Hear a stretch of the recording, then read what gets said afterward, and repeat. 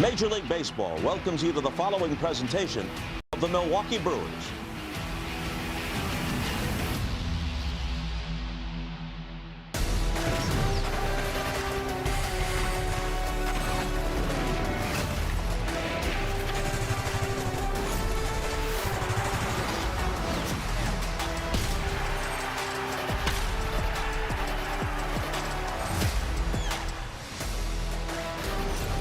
Brewers TV is presented by Potawatomi Sportsbook. We welcome you to Day Baseball on this Wednesday afternoon. It's the New York Mets and the Milwaukee Brewers from American Family Field. Chamber of Commerce weather today.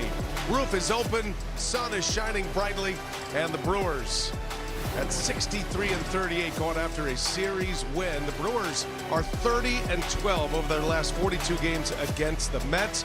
The Mets gave them a lot of heartache a few years ago in the wild card series, but the Brewers in the regular season have dominated this ball club.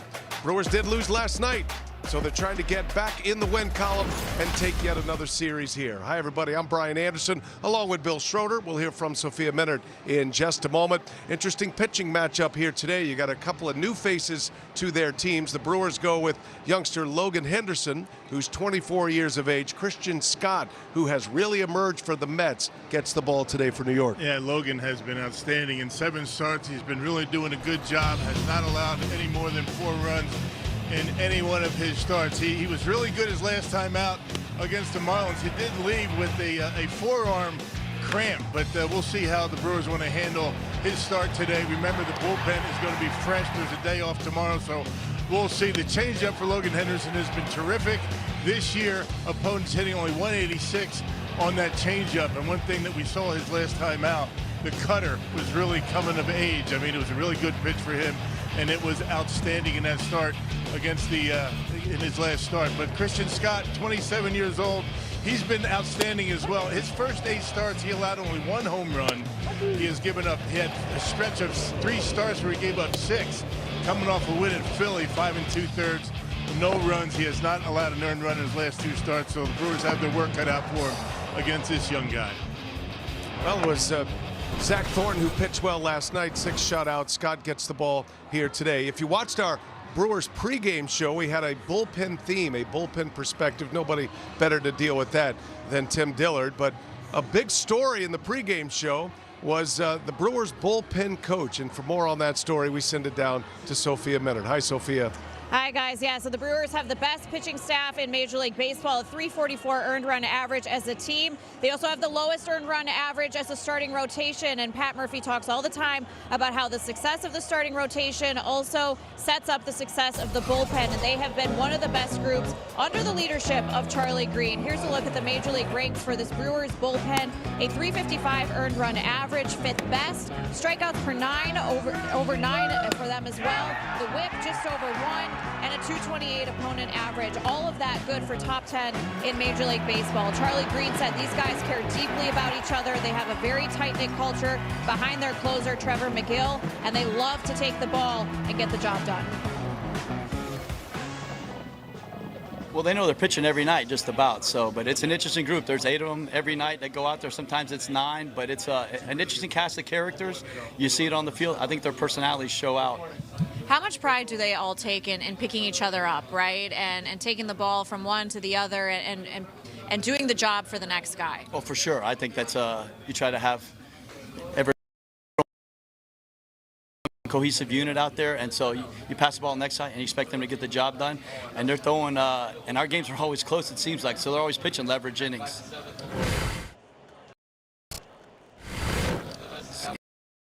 Against Francisco Lindor and the Mets, the rubber match with Logan Henderson on the mound. Series finale, Brewers and Mets coming up next here at American Family Field.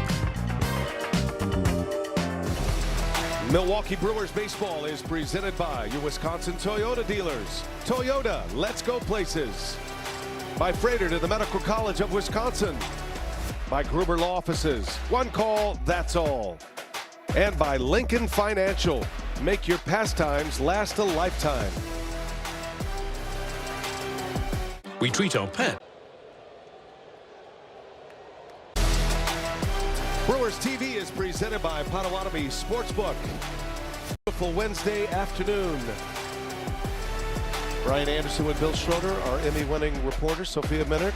Great to have all of you with us on this day game version of Brewers TV. Today's game produced by Dan Keener, directed by John Walsh. The Mets are here for one more day. They have split the series thus far. This is the rubber game of the three-gamer.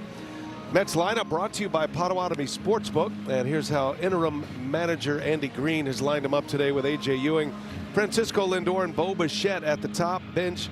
Polanco and Young in the middle with Simeon, Beatty, and Alvarez rounding out the starting nine for New York. Mets come in with a record of 43-59. Brewers are a half game back of the best record in the majors, Rock, and Logan Henderson gets the ball for him today. And he's been outstanding. He's won 3 consecutive decisions. He missed June. He was on the injured list with a lower back issue. He came out of his last start a little bit early with a forearm cramp, so the Brewers are going to keep an eye on that today. Good news is the Brewers bullpen is fresh and ready to go. See him stretching out that forearm as we make our way to first pitch. Today's first pitch presented, as always, by Aurora Healthcare. And we hit it right at 1:10 Central Time.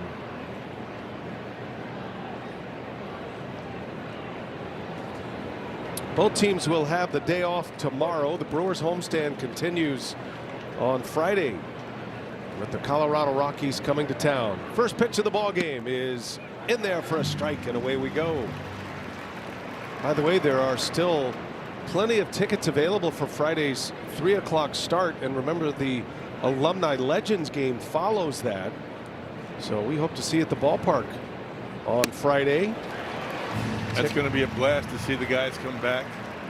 We had over 40,000 for the home run derby with the alumni returning last year. Hope to do the same this year. So take off work early on Friday, get to the ballpark by 3 o'clock, Brewers and Rockies, and then stay for the alumni game, about 3 innings or an hour with that alumni game.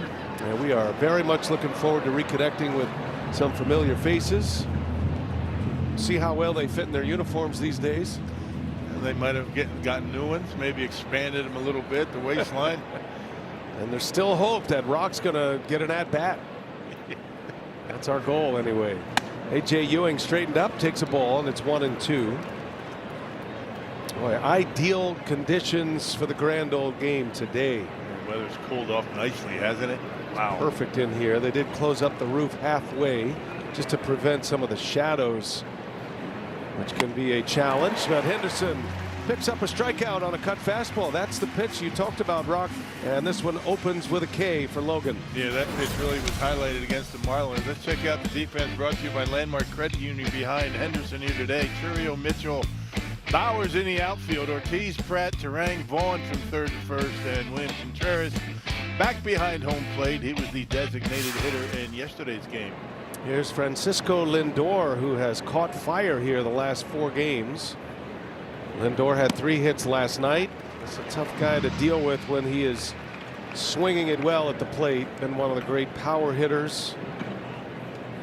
He has spent a lot of time on the injured list this year with a calf strain. Missed a couple of months. 6 homers and 16 RBIs for the season for Lindor, but only 193 plate appearances. 3 hits and a walk yesterday. Yeah, and over the last 6 games, partner, he's got 9 hits, 2 homers, and 6 runs batted in. So he is becoming a problem. Andy Green does not have Juan Soto in the lineup today. That's a foul tip. That's a strikeout. Home plate umpire Andy Fletcher heard the click of the bat right into the mid of Contreras, and back-to-back Ks for Henderson. And Lindor didn't think he foul tipped it, but I'm sure you can be able to tell here. Hard to see, but it's about the sound that makes. The double click, the bat and the glove. Digger's Hotline brings you Dirt Cam this afternoon, giving you a good look at that one. So 2 gone. Here is Bo Bichette.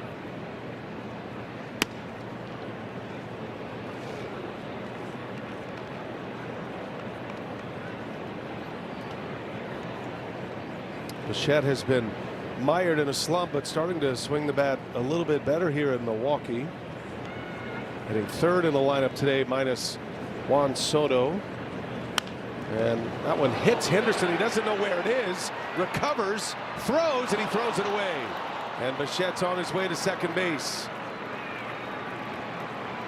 Henderson knocked it down and just assumed the ball was either through or popping up in the air, and stayed right there by his feet. Did pretty solid, right? Right on the foot, not knowing where it is. I think a good throw gets him. That might be an E1. Yeah, good throw, and he's out. It'll be a hit and an error. Yeah, infield hit and then an error to get him to second. And Henderson will have to deal with a runner in scoring position. Carson Benj, rookie left fielder, in there.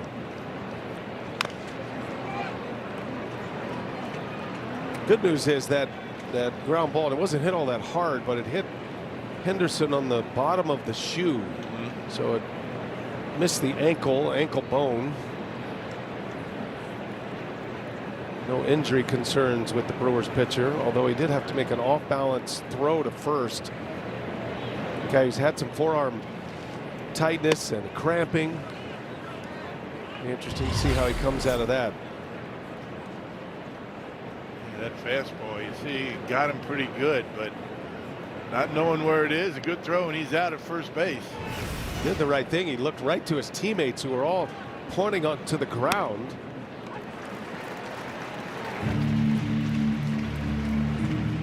Carson Benj, back-to-back starts for him. He is hot right now. Been one of the better rookie hitters in the National League. He's hitting .306 over his last 10 games. He bats with Bichette at second base. 2 outs in the first, just getting started on this Wednesday afternoon. And a swing and a miss. Got him with a fastball. 3 strikeouts in the first for Logan Henderson. We head to the bottom of the first. Brewers coming up. They'll match up against Christian Scott.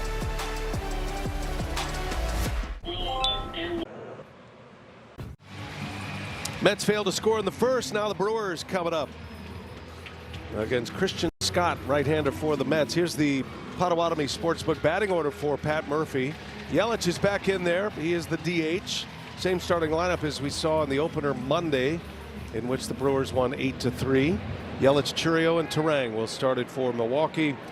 And 27-year-old Christian Scott, he has emerged as quite the pitcher for the Mets this year after he missed all of last year with Tommy John surgery. He is today's Wisconsin Dells scouting report partner. Hasn't allowed a run in his last 2 starts. Picked up a win last time out against Philly, 5 2/3, 3 hits, no runs. Did not walk a batter and struck out 7. Been an impressive season so far for Scott. Back-to-back days with a Florida Gator on the mound. Brandon Strode last night, and Christian Scott here today. Christian Yelich back in the leadoff position. Roped a double in the opener on Monday, and he's looking for a hot streak for the remainder of this homestand. The Brewers swept the Marlins, won the first game of the series with the Mets Monday. Had won 4 in a row until that was snapped last night. Mets shut out the Brewers last night. And 4 games remaining on this homestand, with the Rockies a 3-game series starting Friday. Try to make it another series win here with a victory today. Yeah, just keep winning series. I mean, sweeps are nice, but just keep winning series. You'll be fine. 2-2 to Yelich. Count goes full. Brewers have not lost a home series since that series against the Cubs in June. Flip-flop with the Dodgers last night. Dodgers beat the Phillies and regain that top spot in baseball as far as records go. Brewers had it for a day. Good to be in that company, though, with the Dodgers and all of their payroll. Brewers had the best record in the majors last year, and they are trending in that direction this year. Full count. Long battle with Yelich. We'll see another pitch. 97 with that 4-seam fastball. So 4-seamer, sweeper, cutter for Christian Scott. On a batting average at 212, he's been really good. He does have 26 walks. He's just short of 60 innings of work. They found a good threesome of pitchers that are reliable. Nolan McLean, Zach Thornton, who pitched last night, and Scott. As Yelich on the 9th pitch of the at-bat pops it into foul territory, and Bichette puts it away. That's how the day begins for Scott. Well, let's check out the defense behind Scott here today. Defense has not been very good for the Mets so far this year. You got Ben Ewing and Beatty in the outfield, Bichette, Lindor on the left side, Simeon and Young on the right side, and Francisco Alvarez, who started behind home plate in game 1 of the series. Carson Ben's been an emerging player for the Mets. Mets have had 5 players make their major league debut this year. Something you would not expect from a team like the Mets with all of their big payroll, but they're going a bit with the youth movement. Jackson Chourio in the number 2 spot, hit leadoff yesterday.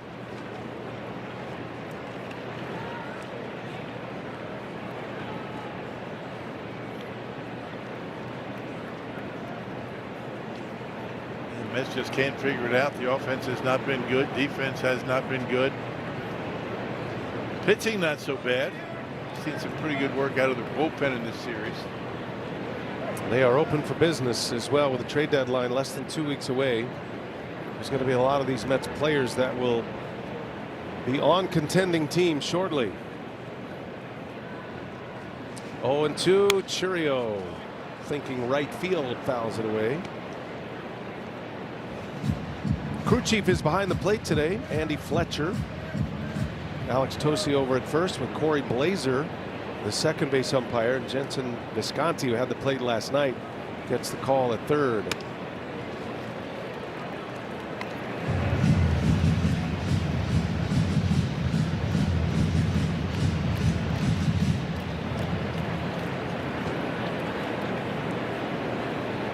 One and two on Chourio, and he chased one. A strikeout for Scott. Struck him out on a big sweeper. First K for the Mets right-hander. And way off the outside corner, just not seeing it all that well. 82 miles an hour, about 2 feet off the outside edge. Been a tough homestand for Chourio, just 3 for 18 now. That's the arsenal for Christian Scott. Heavy usage of the fastball. He locates it well. Here's Bryce Terang. He takes a ball. And half his pitches are that four-seam fastball, 49%. 23% with a sweeper, 18% with a cutter. A small mix of curveball and sinker. Terang trying to fight his way out of a slump. Just 1 for his last 15.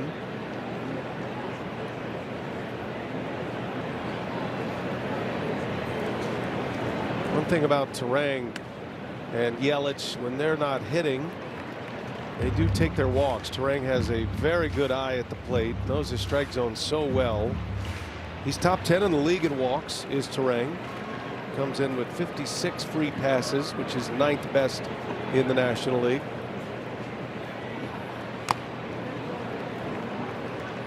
Bryce top 10 in RBIs. To start play today was 61. That's good enough for 10th. 3rd in runs scored, 5th in doubles.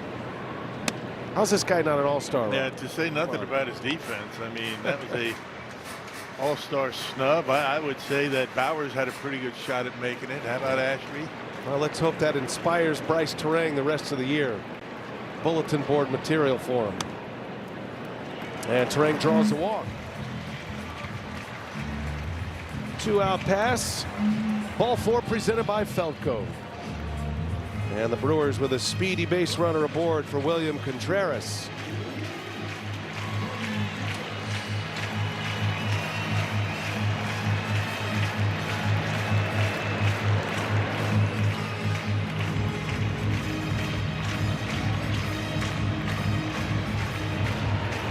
Contreras sitting on 10 homers, 57 driven in.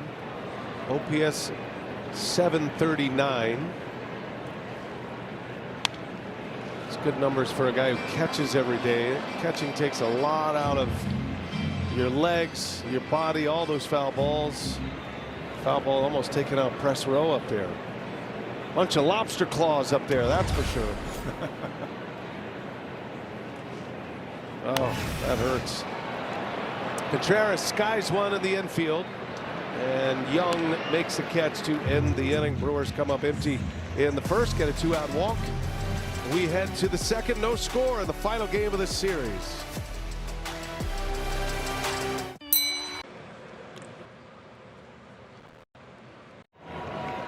Series finale between the Brewers and the Mets here in Milwaukee. Logan Henderson starts his day with a scoreless first inning and 3 strikeouts, and he started Friday, the series opener against the Marlins. A good start for him.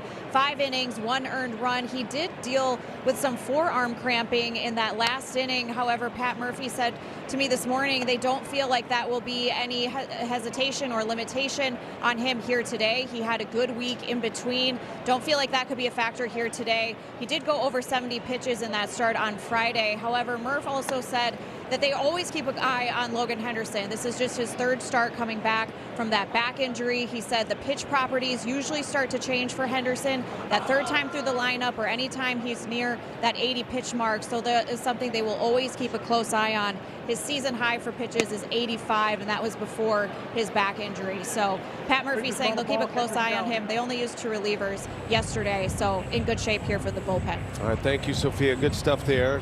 Got a challenge here, and that's a strike. So overturning the strike. Brewers didn't have much success with the challenges yesterday. ABS challenge presented by T-Mobile. Clearly in the strike zone the whole baseball. You don't see many of those. Brewers finally win one. Jansen Visconti had the plate last night, and he was on his game, and now we're going to get a return challenge. You call the strike the hitter's challenge. And Andy Fletcher saying, you guys got to leave me alone back here. So an ABS challenge courtesy of T-Mobile. Confirm the strike. One challenge remaining. I bet that felt good for Andy Fletcher to say. Yeah, right. Yeah. He couldn't wait to get on that microphone. Ball is confirmed a strike. Right. Mets have 1 challenge left. I am a huge fan of the ABS challenge. Here, here. It's been awesome. It's added a little extra drama to the mix. Technology has been terrific. I think more importantly, it has proven how great these umpires are on a daily basis. They don't miss much. When they do, they get called out for it, but they don't miss many. They take it in stride. I mean, no ill feelings. At least we don't think so.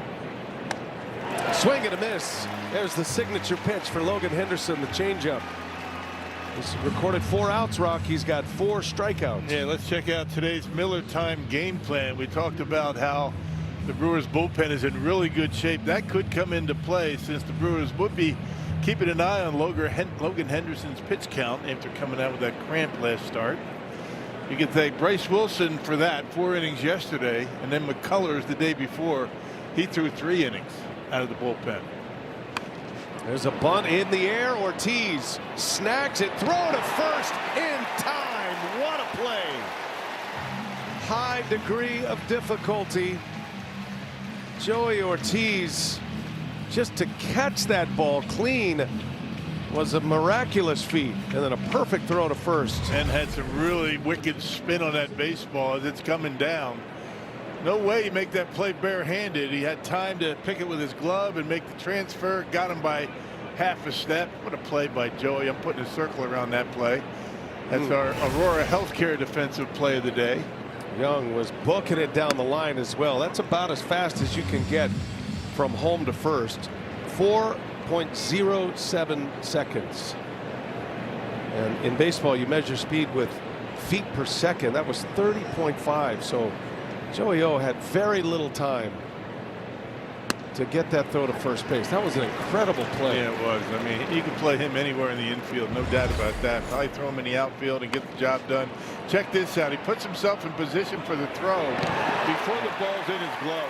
It's even better. That's the key to that play. Yeah, that's the key to that play. That had some really wicked English on it. It kind of took a left turn on him toward the line, but still able to make the play. Terrific.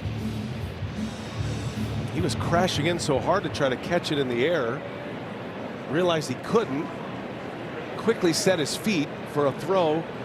It looked like he was going to try to barehand it, but I'm just assuming he knows that ball's got so much spin. The safer play is the glove, and man, that was, I'd love to break that one down. We need to get Dom Catrone on a breakdown on that play. That was unreal. Yeah, that was next level right there. Marcus Semien with 2 outs, 1 and 2 the count, and a close one, but it's a ball. The thing that surprised you about Joey, I mean, the balance and the hands and just his instincts, but his throwing arm is really good. 2 and 2, and that skips by. Talked to Matt Erickson about Joey Ortiz, Brewers infield coach, and I like to ask these coaches, what's the secret sauce? What makes him unique or different? And Matt was quick with an answer on Ortiz. He said his arm swing, you could probably define this better, but how he gets the transfer from his glove into the actual release is as fast as anybody's ever seen. Yeah, I mean, kind of like a catcher, right? That ball's hit well. Semien turns on one, back in front of the wall, Churio, and that's out. 2 outs, 2 strikes. Marcus Semien, his 10th home run of the year, and the Mets strike first. Yeah, fastball pretty much down the middle of the plate. Mistake by Henderson. And he paid for it. 4th home run allowed by Logan this year.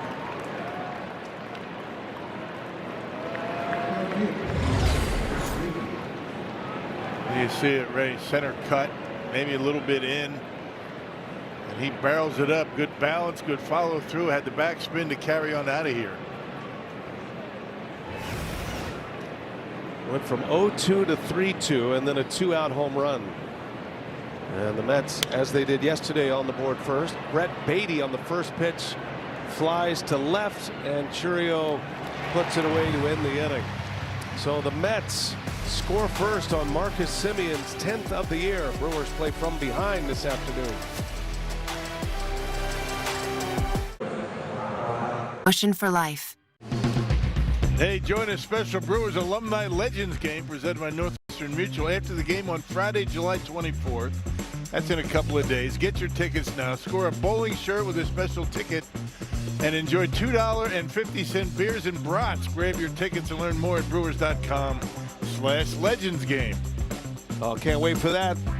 A lot of familiar faces from Brewers past. They're all stretching it out right now, getting limbered up. Brawny's in the batting cage. Brawny. He takes it real serious. We just saw Ryan a couple of weeks ago. Got inducted into the Wisconsin Sports Hall of Fame. He could hit right now in the big leagues. There's no question in my mind. Garrett Mitchell leads off for the Brewers, down 1-0 here in this second inning. Now we're hoping to pack the house on Friday. It's an unusual start time for a game on a Friday afternoon, a 3 o'clock start. That's just a good reason to skip out of work and come hang out at the ballpark. Be a lot of fun. Not that you need a reason. It's a good point. Bring your boss.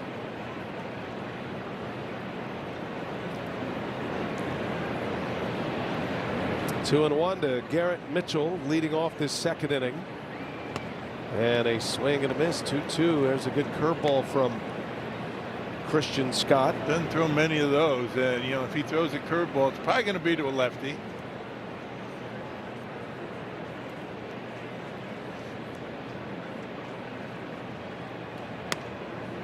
That one just missed. Went for the backdoor breaking ball. Mitchell's been on a tear, trying to get on for Andrew Vaughn. Mitchell hitting .386 his last 19 games. OPS during those 19 games over 1,000. So his overall season numbers now are .280, 8 and 48 with an OPS of 825. Finding a lot of barrel lately, hitting the ball hard. It's a strong year, big month of July.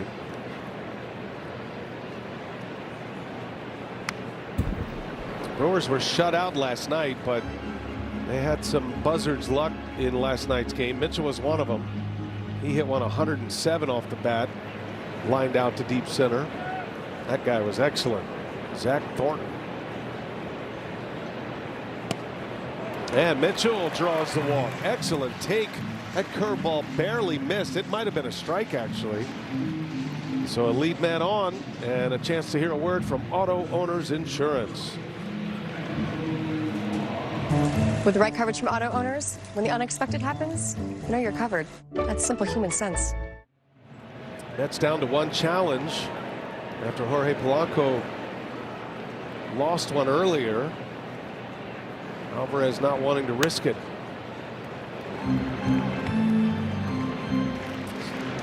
Andrew Vaughn hit a 2-run homer against the Mets on Monday. Just his 3rd homer of the year, but the numbers are strong across the board. Batting average and extra base hits. High OPS as well.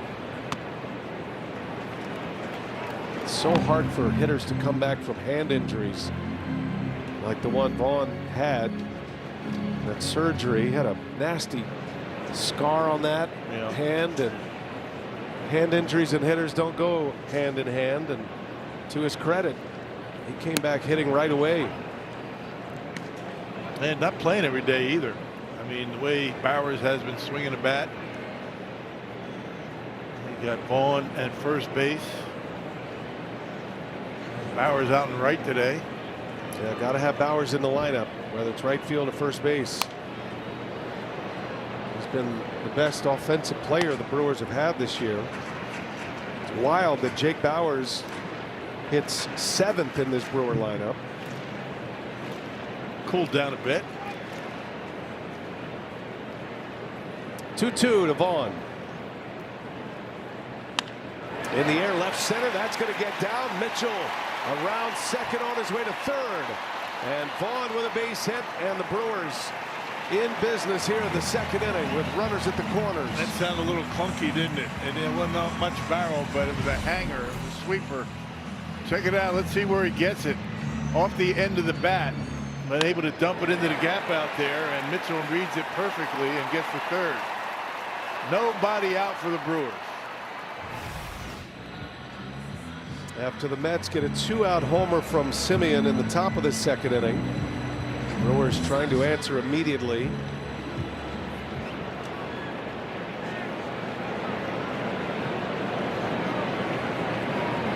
Jake Bowers, 18 homers, 59 RBIs.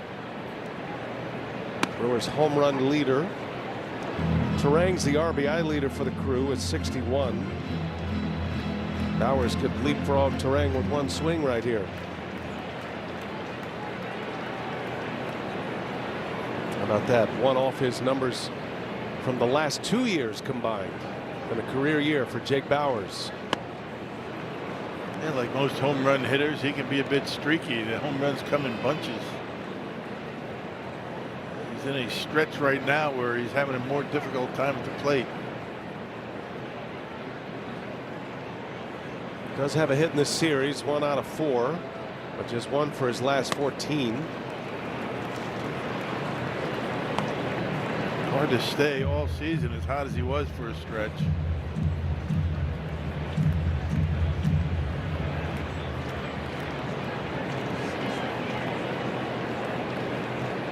Two on for Bowers.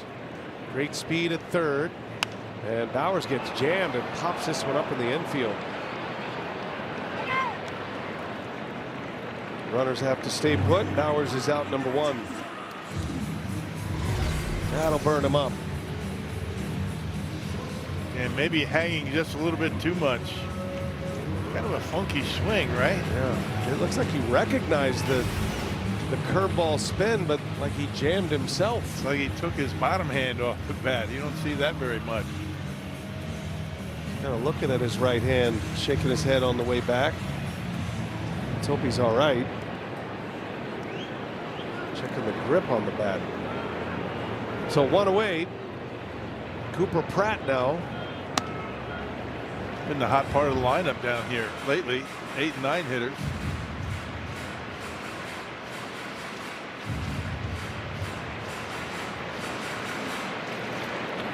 Last 4 hitters in the Brewer lineup on Monday produced 5 of the 8 runs. Pratt was a part of that. not only had a homer, his first career homer, but a 3-hit game. And a moment he'll never forget. He got the ball back. He has it forever. His first home run. Good job by the fan out there in left to throw the ball down to the bullpen. Yeah, that was classy. I think he got a signed Cooper Pratt bat out of it. He's been a hot hitter lately. Brewers need him right here. Got to deliver when you get in a situation like this with a runner at third, less than 2 outs. Brewers had first and third with nobody out.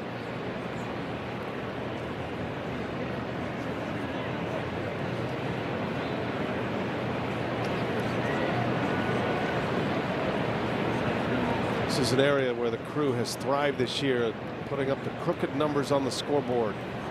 3 and 4-run innings. 2-1.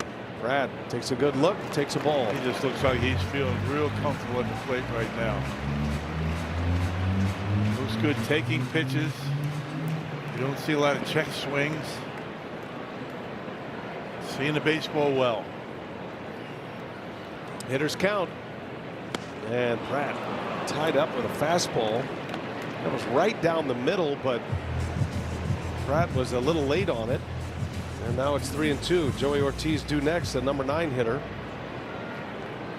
Pressure at bat early in this game. Brewers down 1-0. And the 3-2 is swung on and missed. Scott just overpowers Cooper Pratt with a fastball. Yeah, both of those last 2 pitches getting an awful lot of the way to the plate. Good pitches to hit, but just a little behind it. Outer half. Way behind it. There's something special about Scott's fastball. That's what has allowed him to have such a good year this year. He's got great command with the fastball. Now it'll be up to Joey Ortiz. First and third, nobody out. Now first and third, 2 outs.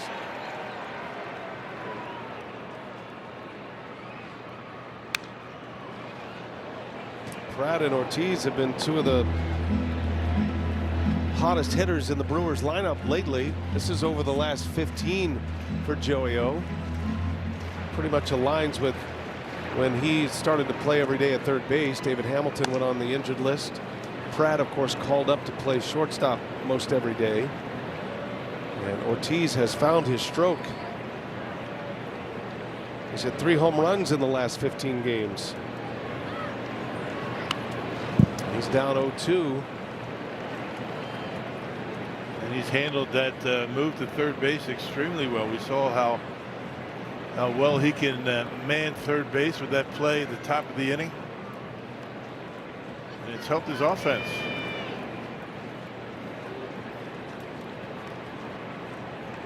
Scott is a strike away from getting out of this inning. Ortiz, fly ball to right, got some barrel on it, and it is going to be down in front of the wall. Mitchell scores. Vaughn lumbering his way to the plate. He will score. Joey O with a belly flop triple. Brewers grab the lead 2-1. Wow, I'm not sure what happened out there in right field. That ball's got to be caught. Yeah, Beatty took a circuitous route to it. Not sure where it was. He took his eye off of it. Joey gives it a pretty good ride to right. Ball should have been caught. Not sure what happened there, but that ball one hops the wall just out of his reach, and the Brewers take a lead. That's what we're talking about. That Mets defense has not been good. See it all unfold courtesy of Wirecam, Potawatomi Sportsbook. And Joey Ortiz delivers a pair. Much needed triple for Ortiz. Continues his run. Terrible route out there in right field. In Beatty's defense, this is one of the issues the Mets are having right now, because they are thinking more offense and matchup oriented at the plate and not putting as much consideration in the defense. Beatty is playing just his 18th game in right field. He's an infielder by trade, but they're trying to find a spot for him in the lineup for his bat, and that costs the Mets big time there. It's a fairly routine fly ball out for a seasoned outfielder. Yeah, right. I mean, pretty routine out for anybody to throw out there. But again, Brewers will take it. They needed it after being shut out last night. Back to the top of the order, Christian Yelich.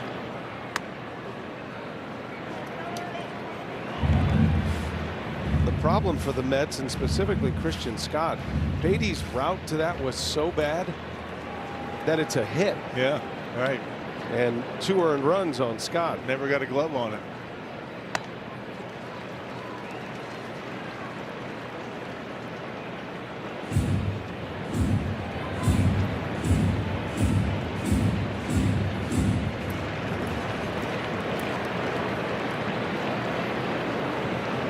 Two and one. Yelich takes a ball. 3 balls and a strike to count. Brewers got a walk and a single to start the inning. Triple for Ortiz. Puts him in front 2-1. But how good has Joey been at the plate, right? He hit that one pretty well the opposite field. Jeez. Yeah, with 2 strikes. Yelich slaps one to left. RBI single for Christian Yelich. Vintage Yelich right there. It is 3-1 Brewers. So the misplay out in right field has cost the Mets 3 runs now. There's that crooked number that we've come so accustomed to by this Brewers offense. How about that swing by Yelly? Fastball away, goes right with it. A bullet into left.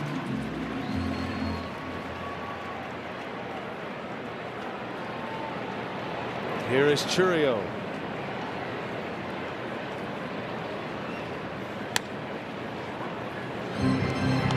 Churio struck out in the first.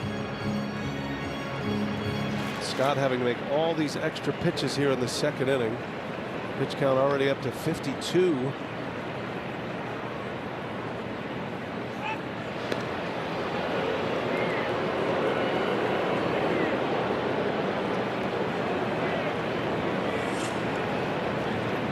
Daniel Duarte loosening in the Mets bullpen.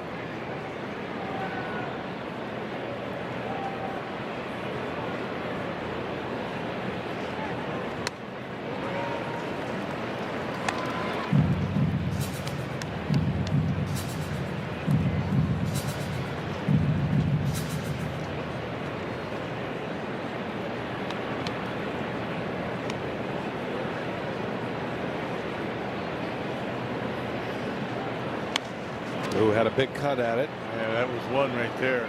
Sweeper up. 1-2 the count on Churio. Well, Brewers got him right where they want him. 2 strikes and 2 outs. 34th pitch of the inning on the way from Scott. 1-2 the count. Yelich ready to run at first. And a swing and a miss. Struck him out with a fastball. Churio is gone. Mets defense suspect. Joey Ortiz with a triple. Drives in 2 with 2 outs. Brewers get 3 in the inning after the Yelich single, and it's 3-1 Milwaukee.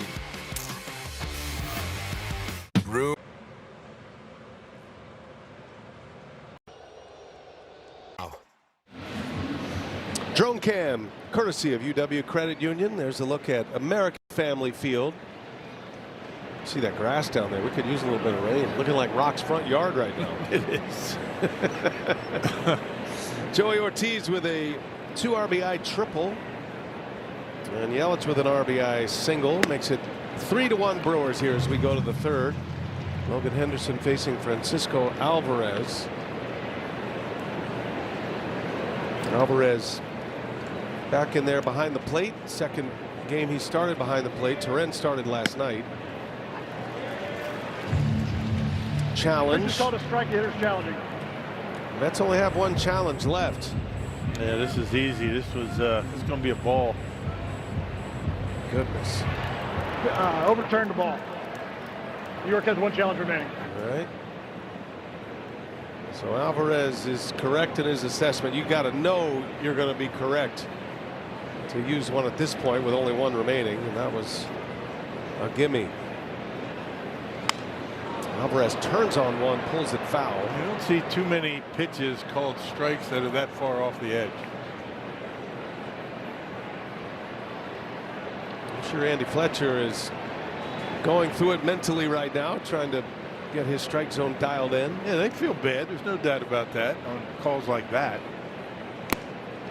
Swing it a foul tip right into the mid of Contreras. Alvarez strikes out. That's the 5th K. First 9 batters for the Mets, 5 strikeouts, 2 hits, including a homer for Henderson. And he let go of that top hand as well. You've seen that a few times today already. Top of the order now, A.J. Ewing, second time around for Henderson.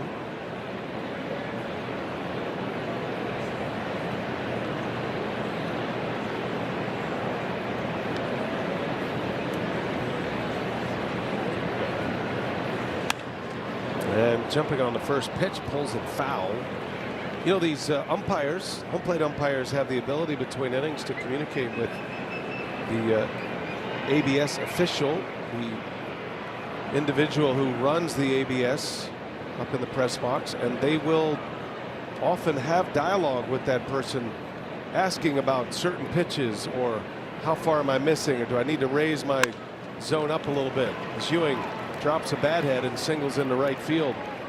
Pitch was down and in, and Ewing barrels it up. 1 out single. Yeah, cutter down and in. That's exactly where lefties like it, down and in like that. In the sweet spot for a left-handed hitter. Hit it hard into right. That brings up Lindor.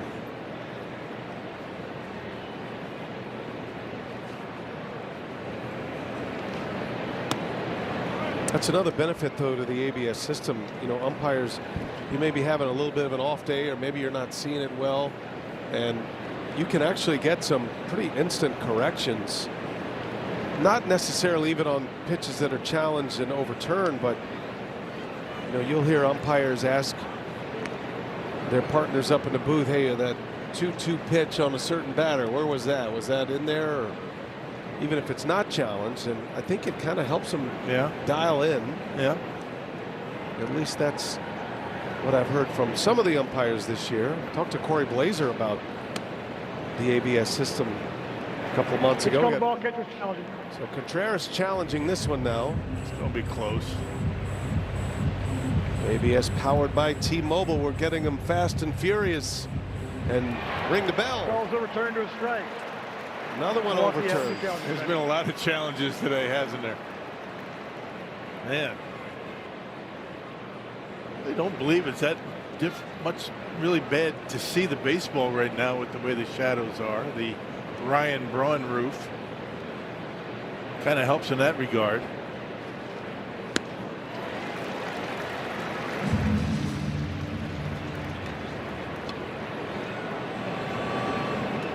One ball, 2 strikes to Lindor. He's had 2 3-hit games over his last 3 games. He had a 3-hit game in Philly on Sunday, and then had another one yesterday. Brewers set up for a double play ball if they can get one on the ground. That one's in the air, and that one is fairly deep, but Mitchell eases back and makes a play for out number 2 and a hot bat to retire. Well done. Logan Henderson with a strikeout in this 3rd inning means you scored a free scoop of fresh frozen custard. You can visit culvers.com/brewers to sign into delicious rewards. Redeem your free scoop of fresh frozen custard with any order through tomorrow at participating Wisconsin Culver's locations.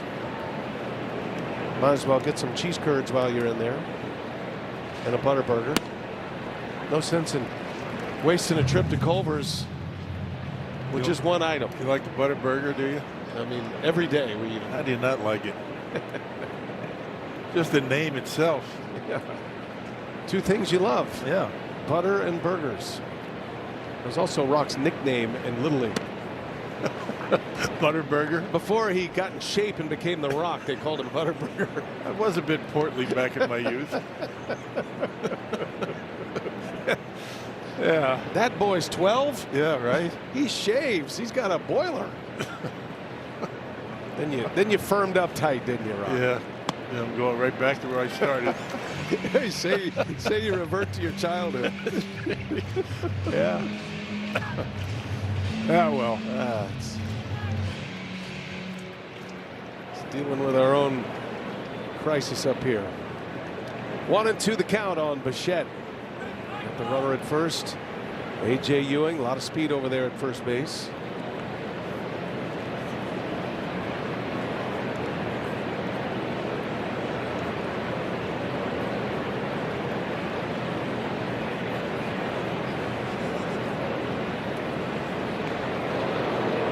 Henderson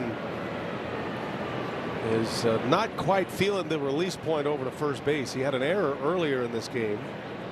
Those throws are a little shaky.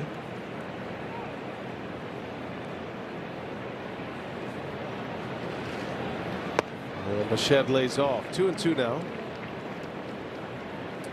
Henderson is a pitcher with a very good changeup. Bichette statistically this year has hit the changeup well, but not many have had success against Henderson's changeup. Batter's hitting just 186. Runner goes. Bichette shoots a fastball foul. Was late on it. Overall, Logan Henderson's opponent batting average is at 200. So opponents aren't hitting a whole lot against this guy this year. But for sure, the changeup sets up everything else for him. Makes his average fastball look faster. Average for major league standards as far as velocity. 2-2. Oh, he swung. That's a foul ball. I think that ball was going to hit him right in the chest if he doesn't swing and foul that off. Get the knob of the bat, or talk about making up your mind you're going to hack. This thing was coming right at him. See where it gets him. Well, no, it didn't. Part of the barrel. Yeah. Jeez. Hit him right in the shoulder. 2-2 the count. Ewing takes off at first. And Bichette with that opposite field approach fouls another one away.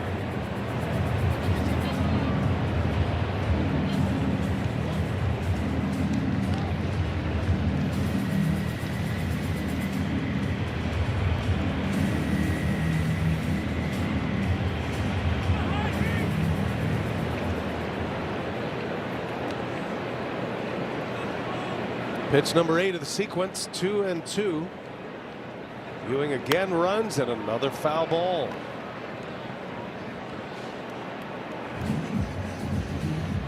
Bichette now 28 years of age. 7 years with the Blue Jays. Part of that World Series team last year. He was hurt down the stretch, tried to come back. He's actually DHing and playing second base, even though he's a shortstop. He's playing third base for the Mets. Swing and a miss. There's the changeup. Went with his best pitch. And Bichette strikes out. Long battle between Henderson and Bichette. And on the 9th pitch of the sequence, it's a punch out. 6 Ks for Logan Henderson.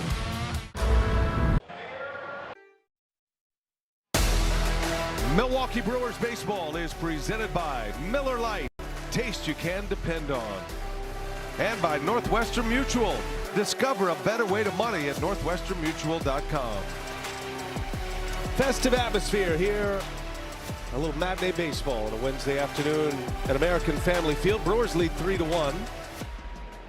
And Bryce Terang will lead off for the Brew Crew against Christian Scott. Distinguished gentleman here in the booth. Adam McCalvey, MLB.com, Brewers.com beat writer. I know you're here to sell something. I don't know what you're selling, but I can't wait to find out. No, I know exactly why you're here. Number one, your podcast dropped today. New podcast. Unfiltered. Brewers Unfiltered. Totally unfiltered. Is it totally unfiltered or somewhat? Well, look, Bill Hall was on the podcast to talk about the Legends game. That'll be unfiltered. And yeah, the unfiltered, there was some unfiltered talking about tattoo parties hosted by Jason Kendall. He said half of his tattoos come from Jason Kendall in the tattoo party. So that's a little unfiltered. Oh, man. Tattoo parties. Who's not up for a tattoo party story? Did you ever get in on those rocks? A story, no tattoo though. Terang rolls over one. Bouncer over to first, and there is out number one. All right, so let's set up this this day on Friday. It is going to be a fun day. The Brewers, remember last year the home run derby was a huge hit. This year they've changed the format a little bit, bringing back a lot of former players. There are still tickets available, by the way, but this is going to be cool to watch them actually play a real game Friday. A real game. So we were talking to Bill Hall about who's your #1 draft pick, and of course Ryan Braun's an easy answer because he's young and we know how competitive he is. You know he's going to show up in shape and ready to go. I keep saying the name Chase Anderson because I'm curious what the pitching's going to be, and I don't think we're going to see like, you know, full go here. But Chase Anderson pitched in the big leagues in 2024, so I keep thinking about him as my little sneaky secret weapon because he's 2 years removed from So you're thinking you're not going to see 95 out on the mound? Is that what you're saying? I mean, who knows? You never know with this type of thing, and you guys will be able to call that live. I don't know if we'll have StatCast turned on to get the pitch metrics. StatCast is on. Oh yeah, yeah. If we're gonna be here televising this game, by the way, we're gonna bring you all 3 innings or 1 hour. There's my first round draft pick, the bearded one. Yes, I should have said he's going to be mad. I said Chase Anderson, not Tim Dillard. Tim Dillard could throw 9 innings right now. Yeah. I honestly do not doubt that. Bill Hall actually said he's ready to pitch because he's doing a lot of coaching and kids clinics. So he's throwing BP every day. I think a lot of the guys with kids, their arms are probably in great shape and they can get out there and throw. That's going to be a lot of fun to see these guys once again. It'll be a lot of yucks as Contreras strikes out. So 2 outs. Let me throw some quick topics at you. You can hear all of this and all about Friday on Adam's podcast. Sophia's on there. Bill Hall this week. Brewers Unfiltered. Tim Dillard. Oh, he is? I didn't know. He's Tim on this episode too, yeah. No, I'm just kidding. That's why we showed it. Let me hit you with a trade question, though. What do you think the Brewers' priorities are right now come trade deadline? Well, they're going to say, you know, improve the team. But it's the pitching, just to add depth to the pitching. And we see it time after time. You know, things happen, and all of a sudden the situation changes, and they're down 3 guys, really, in Woodruff, Priester, and Angel Zerpa, a high-leverage reliever. So starting pitching and relief, I think, are on the agenda. And what we hear is the Brewers are willing to be aggressive. Maybe more willing to be more aggressive than in recent years, where this club is going to protect its prospects, and it's got a lot of really good prospects. What do you mean by aggressive? What are you thinking? You know, they're some of the top prospects out of the minor leagues. Yes, and to get a Tarek Skubal is the name. When I came in here with Jeff a couple of weeks ago to talk podcast, that's the big name. Mason Miller, a reliever for the Padres, one of the best closers, the best closer in baseball. To get those guys, you have to give up a lot, and you have to give up from the very, very top of your list. It's for the Brewers, they have to think very long and hard about doing that. But what we hear is that they are going to try to be aggressive. And, you know, who knows, takes 2 to tango, as Matt Arnold would tell you, to land one of those aircraft carriers, as they call them in the industry. But they're making those calls. More demand than there is supply, and For that sure. I mean, it is going to be very expensive to go land. There's so many teams that feel like game. they're still in it, right? And it's great for the game. It's terrible for a team that's trying to land one of these big fish, right?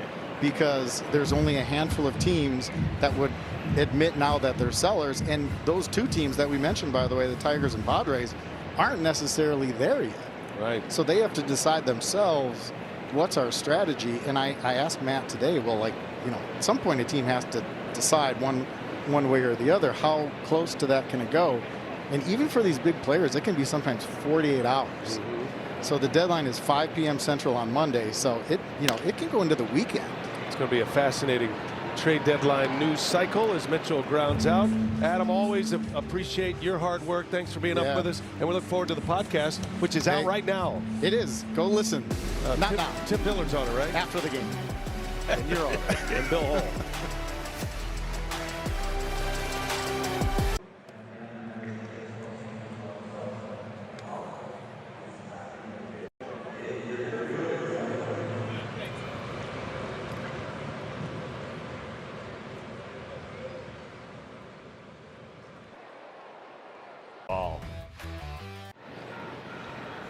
UW Credit Union drone cam on a picture-perfect Wednesday afternoon in Milwaukee. American Family Field with the roof open today. Logan Henderson back on the mound to start his 4th inning. He's been good. Mets have 3 hits. The 2 singles and a home run by Simeon. That's the lone Mets run. Came on a 2-strike, 2-out situation in the 2nd inning. But then the Brewers got 3 runs in the 2nd. A bit of a misplay by Brett Beatty in right field, leading to a 2 RBI triple off the bat of Ortiz. Yelich with an RBI single. A third of the way through this one, Brewers in front, trying to go for a series win against the Mets. Logan Henderson, Rock, in our StatCast powered by Google Cloud. He's recorded 9 outs, 6 of them via the K. Yeah, he's been really good. I mean, he's been good since returning from the injured list with that back issue. Doing with not just the changeup, right? Cutter's becoming a big part of what he's been able to accomplish. Only blemish from that guy, Marcus Simeon. He is expecting an at-bat this inning. He's due up 4th. Ben struck out in the 1st inning. That ended the inning. And he pops this one foul, and that'll head to the seats. Our thanks to Adam McCalvey, longtime beat writer with the Brewers. He does such a great job. He's always on point, covers the stories well, has the institutional knowledge of this ball club, and I tend to agree with him on where the Brewers are, at least philosophically, come trade deadline. As Benj pops this one up, back on it is Pratt, and now Churio makes the call, and there's out number 1. Well, there's no doubt that the Brewers are where they're at right now because of the depth of their organization and the pitching that has been brought up here to get the job done. They have done that. Now you have to ask the question to yourself, do you have enough pitching and offense to go ahead and beat the Dodgers? That's what your goal is, right? I mean, so you got to be able to get to the playoffs, to pitch deep, to get deep into the playoffs. You got to have that extra piece, right? Adam McCalvey calling them the aircraft carriers, right? The guys are going to shoulder the load. That's a question that Matt Arnold has to answer himself. Yeah, and it's going to come at a price, which means a ton of prospects. Brewers did make the one move to get Lance McCullers. That's a move to try to fill out a roster, but the one that would make a difference come postseason time, as far as a big name player, the Brewers are better positioned than any team in baseball right now, I would say. They have the #1 farm system. But I will also temper that with CC Sabathia is not coming around anymore. Right. There is never going to be a pitcher in a contract year, a starter like that is going to redline like CC Sabathia did. I don't think agents would let that happen. There's too much money on the line, so it's risky to go after a pitcher like a Tarek Skubal or a Casey Mize. Not that they wouldn't make you instantly better, but for 2 months, right? I mean, it's a tough rental. But that's what the Brewers will have to ponder. For me, I thought Adam brought up a really interesting name that I've also heard that seems very intriguing, and that's Mason Miller. If the Padres decide they are not in it or have a World Series run in them, that would be a very interesting move as Henderson strikes out Polanco. 7th strikeout for Logan Henderson, that one on the changeup. Yeah, changeup. I mean, a lot of changeups right there to Polanco, and he came up empty each and every time. Can you imagine the Brewers bullpen with Mason Miller? Yeah. It's already one of the best bullpens in the majors. Talk about making a game short. You're turning a postseason game into basically a 4-inning game at that point. Yeah, you go back to the Josh Hader days. Remember the big 3? Yeah. You know, you get a lead in the 6th inning, game was over. I'm sure Matt Arnold loves us throwing all these names around. Matt's pretty funny about that, actually. He's the one, you ask him a question about a trade and he poses the question to you. Yeah, but what would you do? What would you do? And then how are you going to answer Yeah. to ownership? Jacob Mizorowski is the generational piece the Brewers are building around now, and that's why the window is wide open. By the way, the Miz will pitch Sunday, so he is next on the mound against the Rockies. So that's a bit of a change. It's good to see that Miz is going to bounce back after a short start Monday, and he's coming back Sunday against Kyle Freeland. Tickets available for that game on Sunday as well. You got to come out and see the Miz whenever you can. You got to see it to believe it. You sit in the stands and you see 104 miles an hour coming down, and it's not something that every fan has been able to witness. 2-2 to Jared Young. Henderson trying to make it a 3-up, 3-down frame, and he sticks the landing. Dots the fastball right on the inside corner. Can't do it any better. His best inning yet. Retires the side in order. 2 more strikeouts, and Henderson with 8 punch-outs through the first 4 innings. 3-1 Brewers.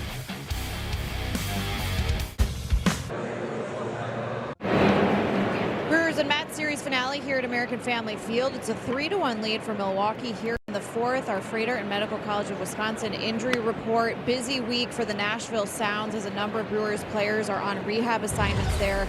Most notably, David Hamilton started his rehab last night, working his way back from a left hamstring strain suffered right before the All-Star break.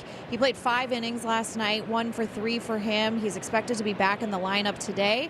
Hopefully that is it for him. He could be back and rejoining the team this weekend. Brandon Lockridge, who's been out since early May with that right knee laceration, had a setback that required an arthroscopic procedure for him. He's going to begin his rehab assignment, so he'll need some time to build up from his time missed. And DL Hall has reported there as well, and he's expected to pitch tomorrow. So a lot of Brewers there and pitching with the Nashville Sounds and working their way back. What a club that is for Rick Sweet. Thank you, Sophia. Good injury report. Brewers have dealt with a ton of injuries. That's the other fascinating thing about this team this year. Sitting here with one of the best records in the game and enduring injuries to major pieces to their big league roster, including those 2. Sal Frelick on the IL with a shoulder injury. Priester had the thoracic outlet surgery. Andrew Vaughn takes ball 4, but a challenge. Mets have 1 challenge left. This is the 5th challenge of the game already. ABS challenge powered by T-Mobile. Overturned to strike. A lot of challenge remaining. A lot of overturns too. Yeah, it's been 4 of them. 4 of the 5 have been overturned. I'm sure that's got Andy Fletcher upset behind the plate. And there's ball 4. So Vaughn does draw the walk. Good way to start the 4th. Brewers have a man on.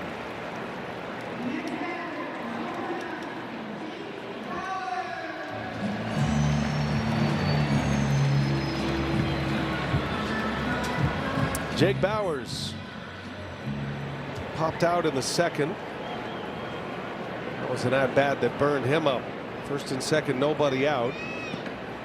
And jammed himself on a curveball. Been such a good hitter all year. Carried the Brewers offense the first 6 weeks.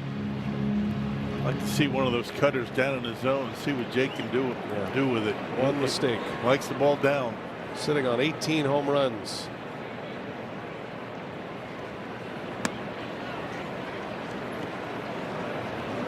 Jake has a very good eye at the plate. Brewers see more pitches per plate appearance than any other team in the majors. That's been a theme for them the last few years. They grind out at bats.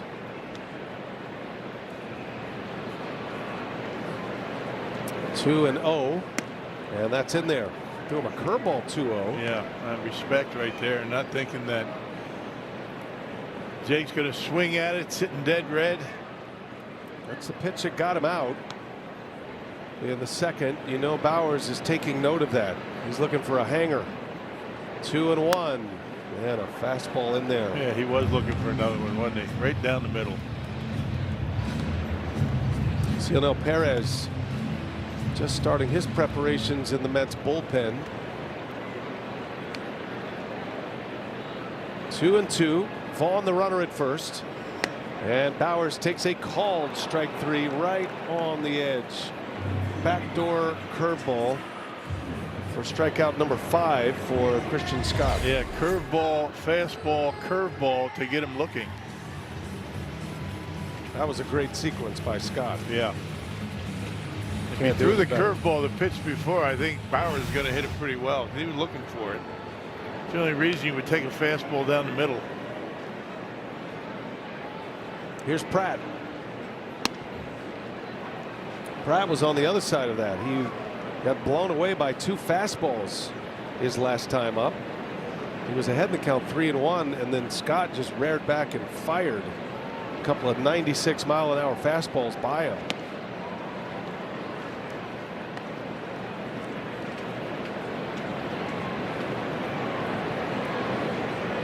All these batters file away the last pitches. All these pitchers file away all the swings. All the information that you get, you go up there looking for a certain pitch. He has definitely got Pratt thinking about the fastball. Cooper started that early and made up his mind he was going to swing. That 34-pitch second inning, probably one that shouldn't have been for Christian Scott. If Brett Beatty takes a better route, he's going to catch the fly ball from Ortiz, which would have ended the inning. 3 gift runs. On that misplay out there, all earned runs. A player who is not yet familiar with playing the outfield. I guess if there was ever a season to get familiar, it's this season for the Mets, a lost season.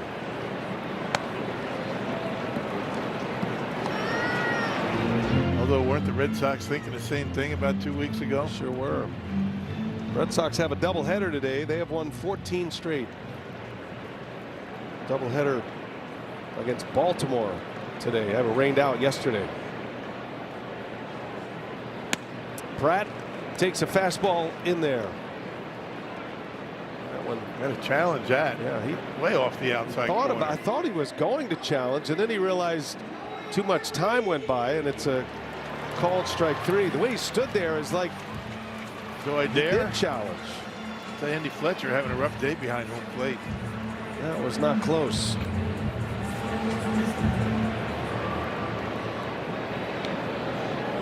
Back-to-back Ks. Here's Joey Ortiz now.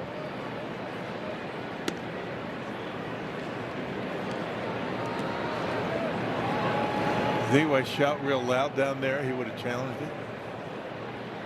I think that's frowned upon by the establishment. I mean, the players can't do it. Who says the broadcasters? Yeah. Ortiz with a base hit to right. Station to station with Vaughn running ahead of him. But Joey O is 2 for 2. And the inning continues. It's going to get Yelich to the plate. Decision time for Andy Green now. Yeah, Joey's got 2 of the 4 hits by the Brewers here today. He continues to swing a hot bat, taking that one to the opposite field. Both of his hits have gone to right field today. And Andy Green, the interim manager, coming down from the Mets front office, is going to make the change. And he's going to play matchup here in the 4th inning. Yelich coming to the plate. He'll face a lefty. We'll set up the matchup when we continue.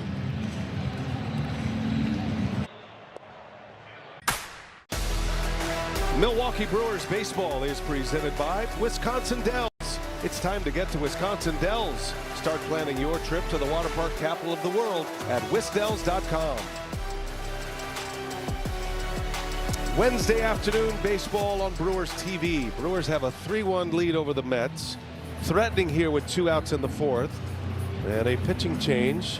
Andy Green going with Cionel Perez to face Christian Yelich. Yeah, big earned run average over 5.5. He's given up a few runs in a few outings lately. 2 on, 2 out. Yelich with an RBI single his last time up.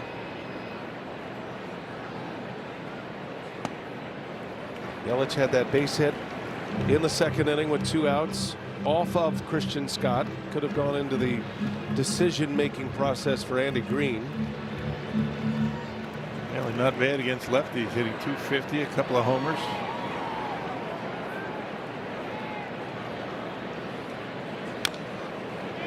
A lot of breaking stuff from this guy. A curveball, a slurve. Mixes it up pretty well. Stuff's pretty nasty. Just hasn't been what they'd hoped. Up with that fastball in the mid to upper 90s. He's given up 6 runs in his last 5 appearances. Scoreless appearances last time out. That was against the Phillies. Mets bullpen has been roughed up in the month of July. 2 balls and a strike on Yelich. 2 outs in the inning. And Yelich fights it off foul, crashing in on his hands at 97.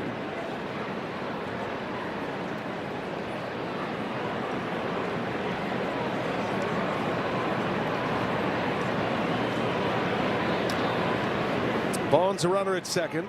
Joey Ortiz at first. They'll be off with a crack of the bat with 2 outs. 2-2. Yelich takes ball 3.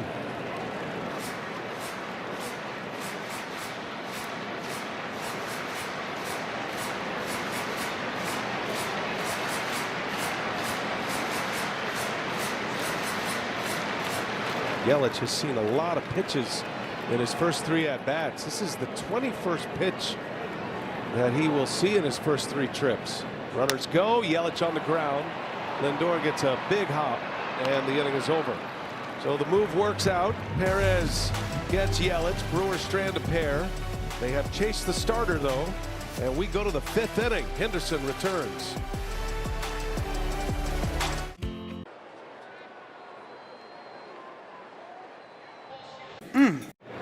Well, seeing it all is the ultimate goal of an MLB fan. You know, the MLB Journey to 30 sweepstakes presented by T-Mobile is the ultimate bucket list. Enter now for your chance to win trips to all 30 ballparks. Yep, all 30. MLB.com/Journey to 30 sweepstakes. Say hello to the Marquette Athletics outing at the ballpark today up there in section 206. Also known as the Fightin' Scott Kuykendalls. Great to have the folks from Marquette here enjoying a day game. Logan Henderson returning for his 5th inning of work. 8 strikeouts through the first 4 innings for Henderson. His only blemish is the guy at the plate, Marcus Semien, touched off a solo homer with 2 outs in the 2nd. Came on a 2-strike pitch. Tried to sneak a fastball by Semien and paid for it. The 8 strikeouts matches the season high for Henderson. His best strikeout performance is 9. That's a little cue shot off the end of the bat. Turang hangs with it. It might have hit Henderson's glove. Yeah, I think he slowed it down a bit, redirected it, and Turang had to make an adjustment. No problem for Turang. And Bryce is outstanding out there. That had some weird spin on it. Look at this. Yeah. 1-4-3. No problem for Bryce. Piece of cake. Gets himself an assist as Henderson by whiffing that. He's had 1 off his glove, 1 off his foot today. Oh, good changeup. Swing and a miss by Beatty.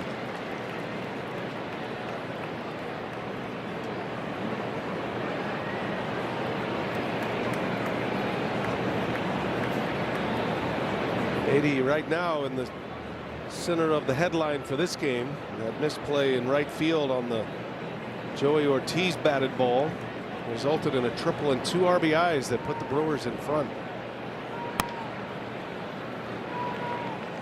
And then the base hit by Yelich. Another run in. All 3 runs probably should not have come around to score for the Brewers because of that misplay.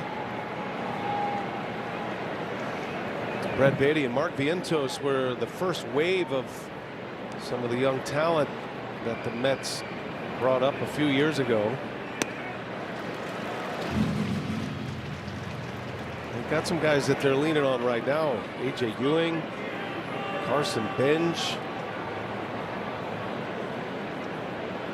Thornton looked good on the mound yesterday. Yeah. Gets a changeup this time and rips it into right field. That is up and out of here. It does bounce back into play, but up and over the line. And Brett Beatty with a solo home run. 3 straight changeups, missed the first 2 and then hammered the last one. 6th home run of the year for Beatty. He was ready for this changeup. Yeah, he was looking for it, I would imagine. He looked bad on the first 2. Able to connect. Sinking liner just barely over the fence. Makes it a 3-2 Brewers lead. Francisco Alvarez now.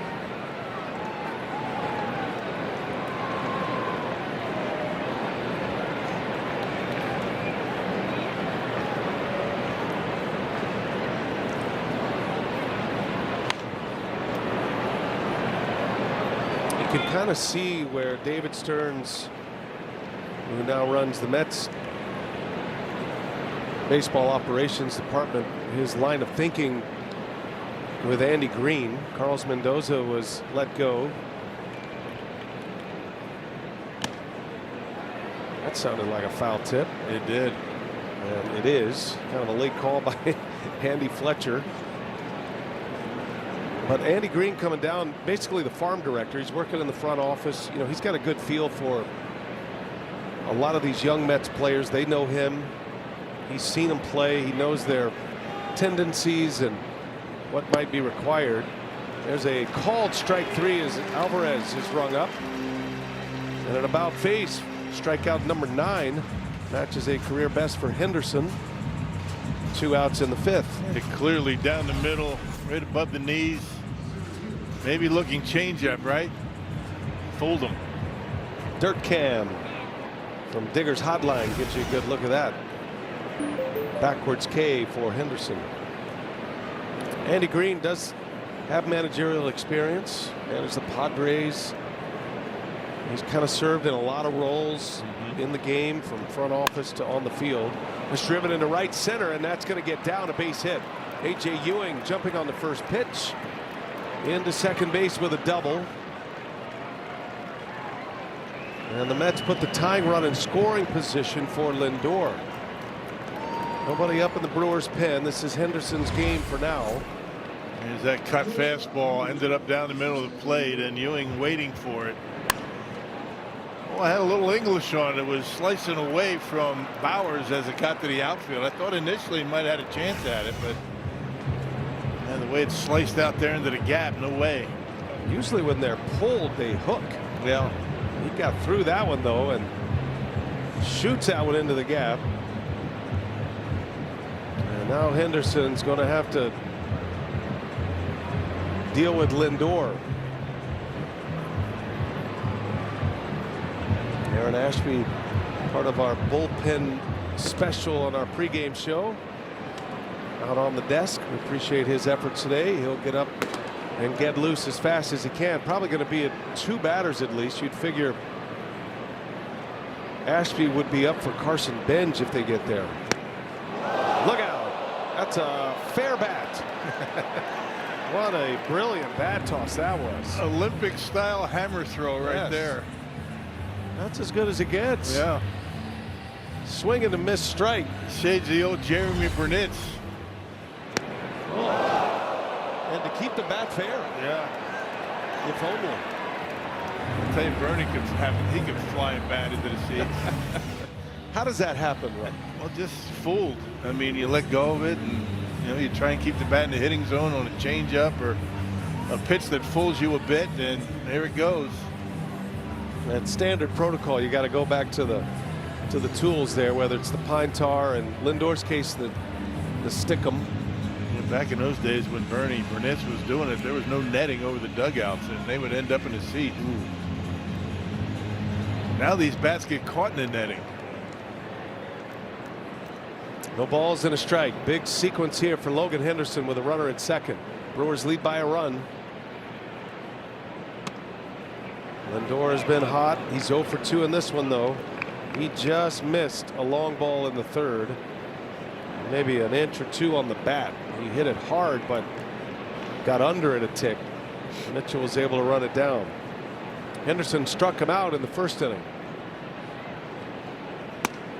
And he puts that fastball by him. 92, that's the effect of the changeup. 92 appears a lot quicker. Perfectly placed up in the strike zone on Lindor. 1-2, 2 outs, 5th inning. Henderson deals, and Lindor, a flick of the bat right to Terang. Excellent pitching by Henderson, and he is through 5. Retires a hot hitter with a tying run aboard. It is 3-2 Brewers. We go to the bottom of the 5th. FA Hybrid. Visit your local Hyundai dealer today. Today's game presented by Wisconsin Dells. Roof is open on this Wednesday afternoon at American Family Field. That glorious roof. We had it closed last night. Never rained, but just in case.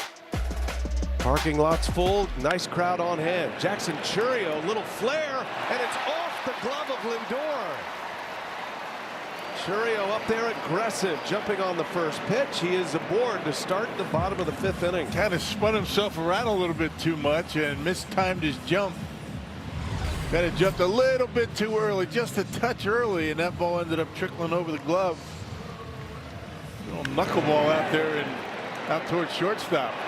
That'll be a base hit for Chourio. Lindor just maybe mistimed his leap. Just a tick. Fraction. Just enough. This is where the Brewers want to make hay right here. Perez is continuing on in this 5th inning after he got the last out in the 4th. He's got the matchup in his favor with Terang, but then Contreras due next.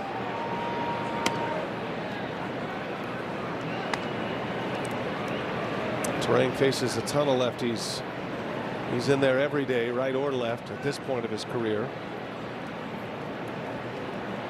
Walked in the first, he grounded out in the 3rd.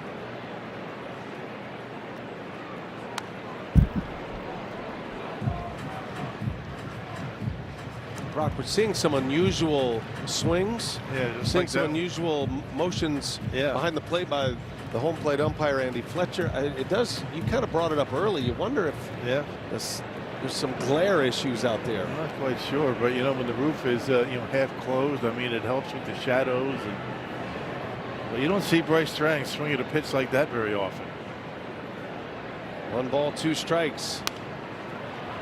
That ball up and in, way up and in. The pitch before.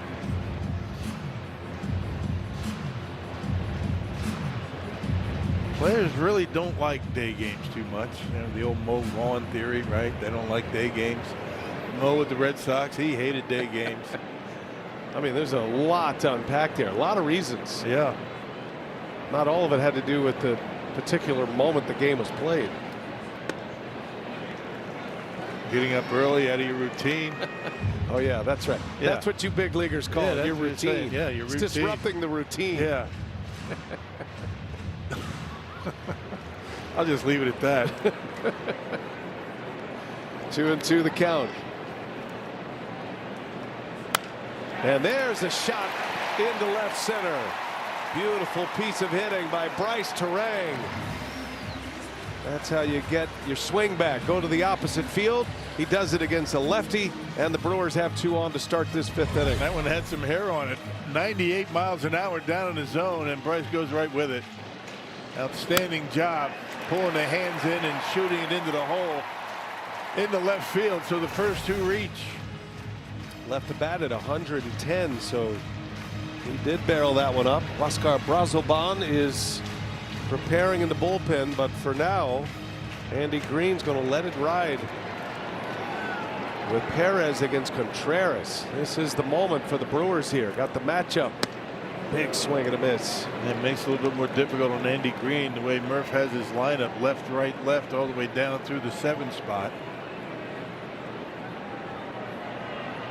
Garrett Mitchell due next. Speed on the bags. Chourio and Terang. And it's 0-2.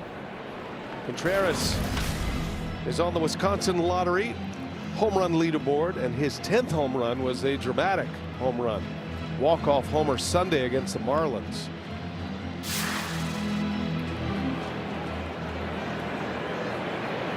Brewers already have one 3-run inning today. Contreras would love to get him another one right here. 2 on, nobody out. The 0-2. There's Madley. Good play back there by Alvarez. Yeah, it's not an easy catch right there behind home plate. You don't expect to pitch that far up and away. About as far as you can reach for one. Well done. Keeps a double play intact for the Mets. 1-2. It's an emergency hack right there. The day of awkward swings continues.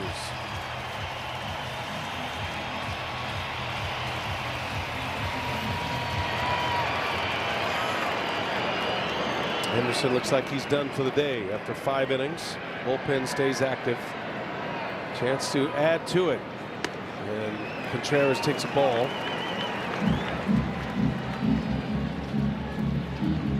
Mets got a run on the top of this inning with Lindor at the plate and the tying run at second. Henderson got out of it on that little soft liner by Lindor. The Brewers on the attack immediately in the bottom of this 5th inning. 2-2, and it misses. 3 balls, 2 strikes. Lefty Mitchell due next.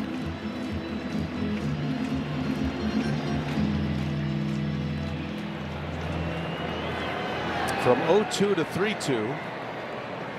Pitch number 7 of the at-bat. Runner stay put, and Contreras on the ground, slow bouncer, and out at second. That's going to be worth looking at. So for now, the Mets get the force play at second base. Pat Murphy asking his video team, and they say challenge. Yeah, I mean, that took a long time to develop, that high chopper. Bryce Durang doing a great job busting it down to second base. The call in the field is out at second base. Milwaukee's challenging. And our Wintrust replay review. Crew Chief Andy Fletcher sends it to the crew in New York. Man, he was definitely on the rise as far as the pop-up goes. Oh yeah, he's safe. I think he's in there. Umpire's having a rough day today. And we'll see how they look, how they see it in New York. He's got to make contact with the glove. He's on the bag by the time that ball gets to the glove. There's no way. After review, the call in the field is overturned. Runner safe. Milwaukee will return the challenge. And the bases are loaded. Successful challenge by the Brewers. And now they are loaded with nobody out.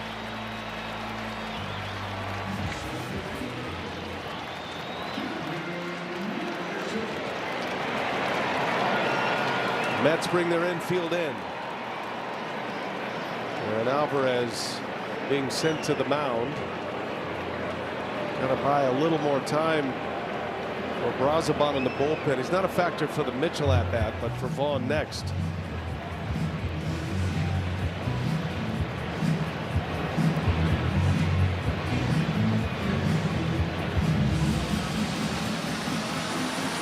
Garrett Mitchell, part of the walk-off story over the weekend against the Marlins in the 10th inning. First game of that series, delivered his 3rd career walk-off. The Brewers won the opener. All 3 of those games against the Marlins, Miami scored first. Marlins haven't won a game since. They've lost 8 straight now. Yeah. Mitchell and Contreras, the 2 walk-off stars against Miami. Now Mitchell in a big spot, bases loaded, and he takes a ball. Mitchell's been pretty good against left-handed pitching this year. Yeah, 261 batting average. The way he's swinging the bat, it doesn't matter who's out there. 3-2 Brewers, bottom 5. Got a good cut at it. Pitch that was riding in on him. Those are the splits. but holding his own against lefties. One career homer against a lefty.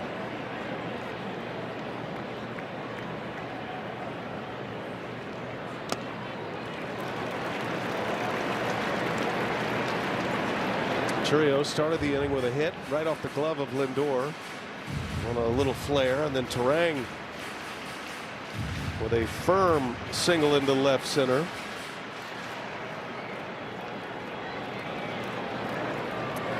Contreras at first with the bases loaded. Mitchell swing and a miss.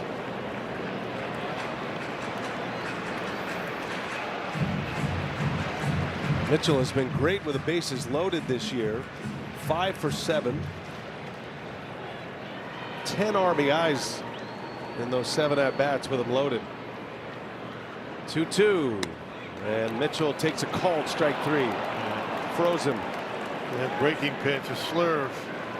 Caught the inside corner.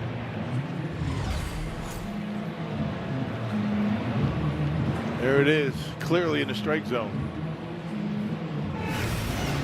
Andy Green's going to make a change. So Perez faces 5 batters, gives up 2 hits. He'll exit with the bases loaded and 1 out. And the right-hander Brazoban is coming on to face Andrew Vaughn.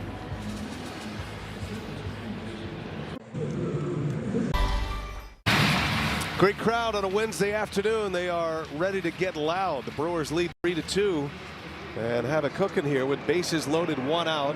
Oscar Brazoban is on to pitch.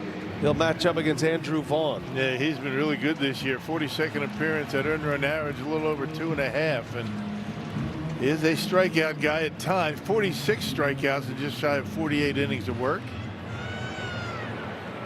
Vaughn in a big spot. 3-2 Brewers lead. And that one's in there. Won't take much to get Chourio home from third. At the very least, Vaughn's just trying to get one in the air to the outfield. Great speed at second and third base. And that one's in there. Brazoban coming right at him. 98-mile-an-hour sinker. And it's 0-2.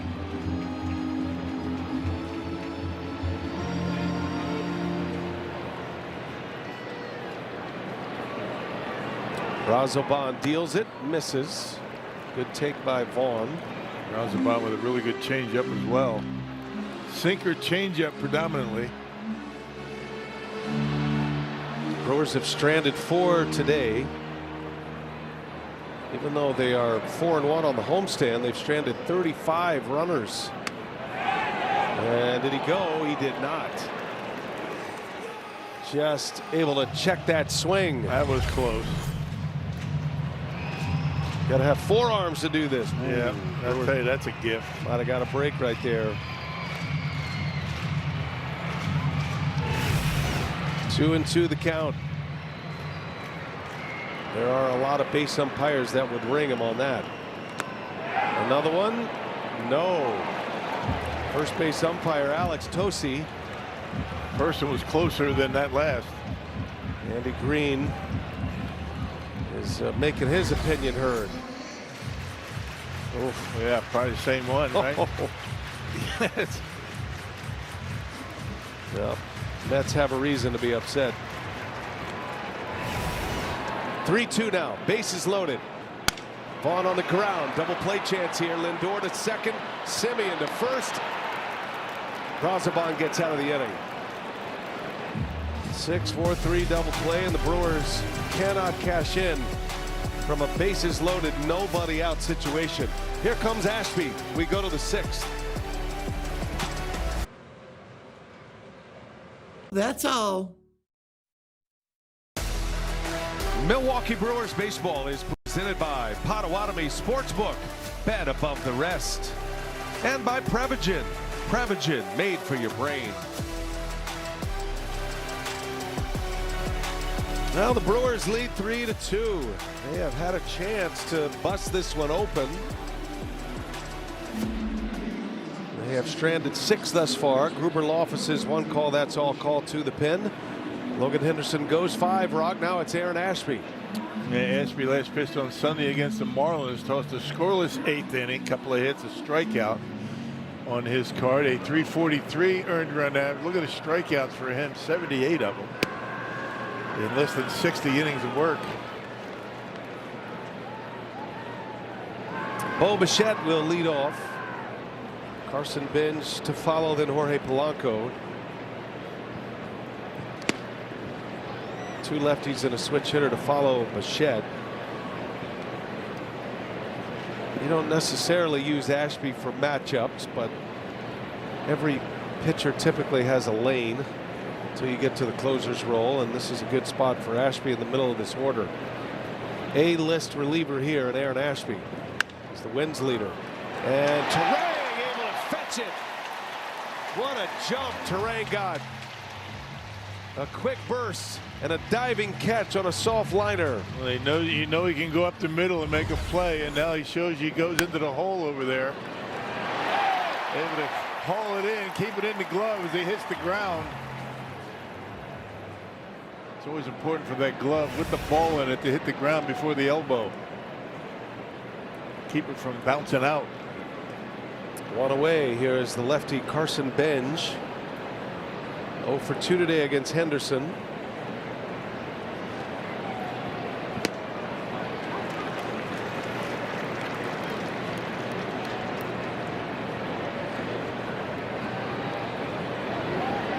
Both starters out of the game. Back-to-back games on this homestand for Henderson with 5 innings. Hey, Logan Henderson's 3 starts since returning from the injured list have been terrific. Really good work. Season high in punch-outs today. Matched his career best. No walks, 9 strikeouts for Henderson. Half swing. He did not go. And if Jensen Visconti would have called that a swing, he might have had the whole Mets dugout out there arguing with him. Yeah. Look at, he's taking a peek over there like, stand down over there, boys. Stand down.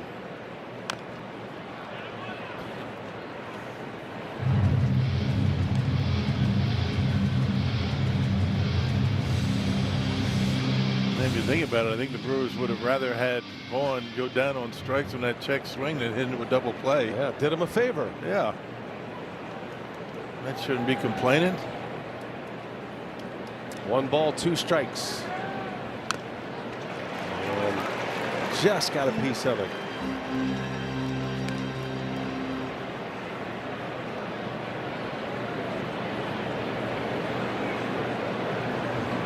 Henderson, 5 innings, 5 hits, 2 runs, both earned.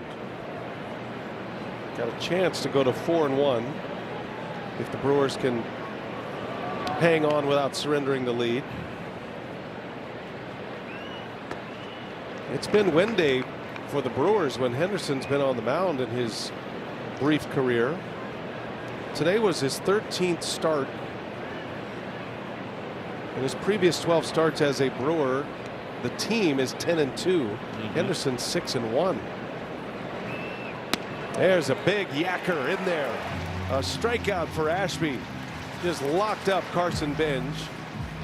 2 outs in the inning. First strikeout for Ashby. Has a nasty curveball, although it was up in the zone. Not looking for that. Ashby has an arsenal of really nasty stuff. Here's Polanco at 2 away. Strength of this Brewers team is their depth and their bullpen. Got one of the most dominant starting pitchers in the game in Jacob Mizorowski. Miz is going to be next up on Sunday. The Rockies coming to town Friday. Remember, Friday is a 3 p.m. start. Tickets available for that. Alumni game to follow. Get to see the Miz on Sunday. A chance to see the Miz, the final game of the homestand. The Brewers head west. There's the 0-2. Blanco takes a ball.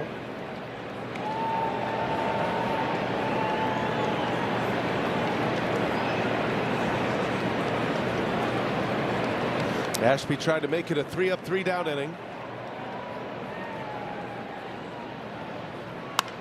And Polanco turns on it, but playable for Churio.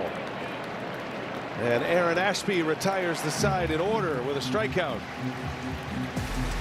Puts the Mets down in the 6th. Brewers coming to bat. They lead 3-2. It'll be Bowers, Pratt, and Ortiz.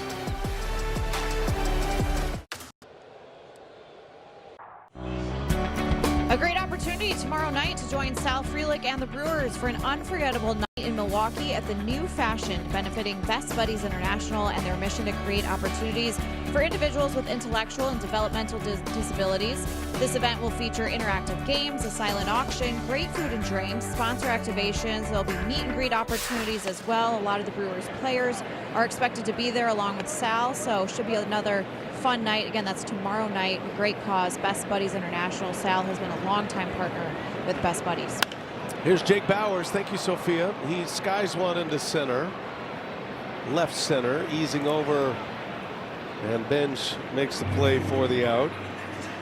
Good for Sal. I know Sal's disappointed he can't play right now. The shoulder injury, and it's a pretty serious shoulder injury at this point too. Yeah, so right. Just try to let it calm down. But that Best Buddies organization is a great one of my favorites. I've had a number of opportunities with them through the years as well. They do incredible work there at Best Buddies. So good for Sal to pick that up. Brewers doing good work in the community. A lot of players are bothering great organizations and charities in the Wisconsin area, but yeah,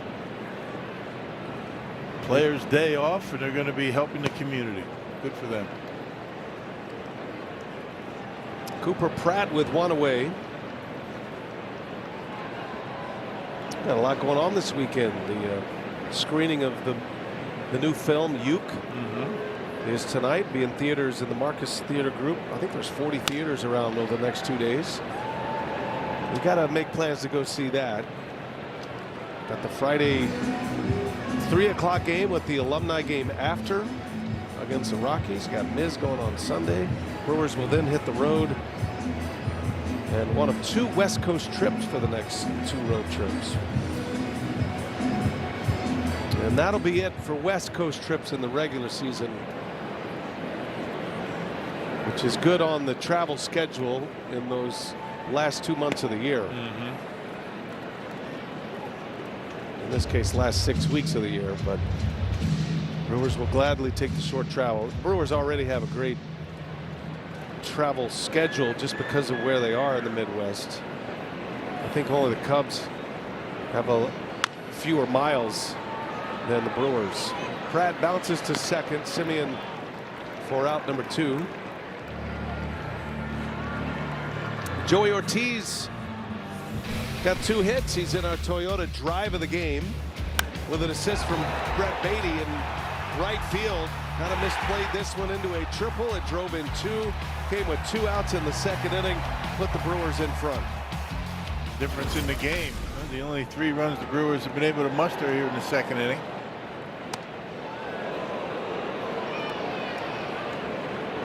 Makes that catch. The Brewers have nothing on the board. Ortiz then singled to right his last time up. 2 for 2 today. He has really been swinging it well, hitting over .330 over his last 16 games. Batting average up to .236. The more he started, that's tremendous. Yeah, right. There's a shot. That's fair. Down in the corner it goes. Hits the sidewall and stops in there. Ortiz is going to keep on running. Keep going, Joey Oler. Haven't called it a dead ball yet. Yeah. And now finally the third base umpire, Jensen Visconti, under the tarp. And there it is under the tarp. That'll be an automatic double. It means Joey Ortiz is a home run away from the cycle now. Good for him. Joey not slowing down. He just kept running. Why not? Never know. That ball just disappears under the tarp. The ball was trapped under the tarp. The ground rule double. Runner remains at second base. Yeah. So Joey Ortiz with a 3-hit game. And Andy Green He's going to make another pitching change here. Mets are in the wheel. A.J. Minter coming on. Yelich is coming up. And the Brewers another opportunity to add on. Hear me now. This copyrighted telecast is presented by authority of the Brewers, may not be reproduced or transmitted in any form, and the accounts and descriptions of this game may not be disseminated without express written consent of the Brewers. Second 3-hit game of the year for Joey Ortiz. They've come in the last 3 weeks.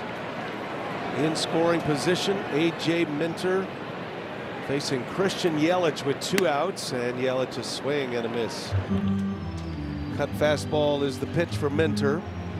He's had a nice year for the Mets out of their bullpen. Yeah, limited opportunities, 20 of them, a 1.80 ERA. He's given up runs in 2 of his last 3 appearances.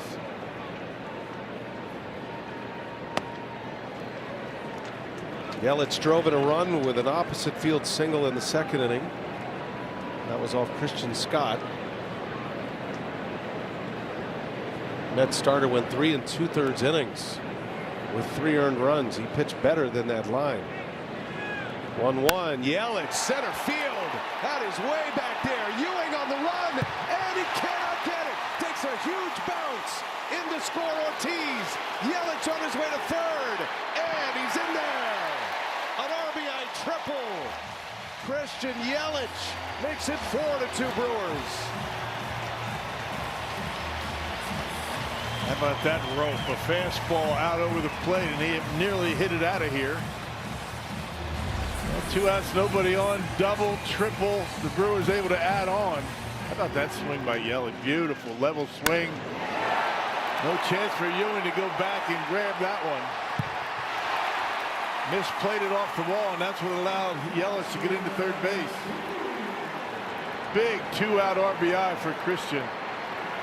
His 2nd RBI of the game on his 2nd hit.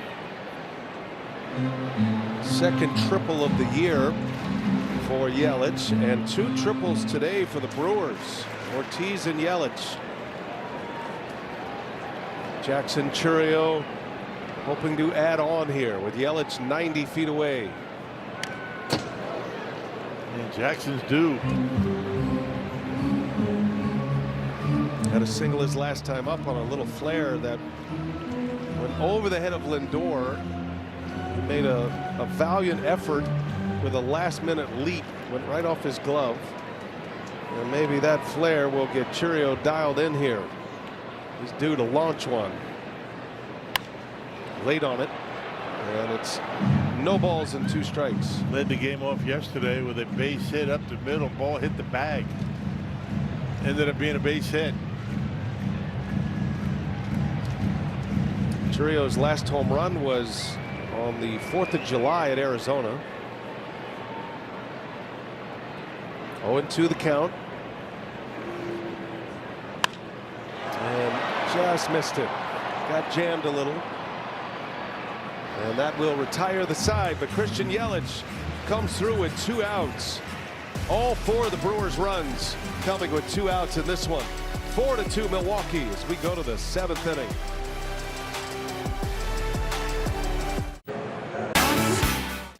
Toyota game reset. Brewers in position now. They lead 4-2. Just added on with a Yelich RBI triple.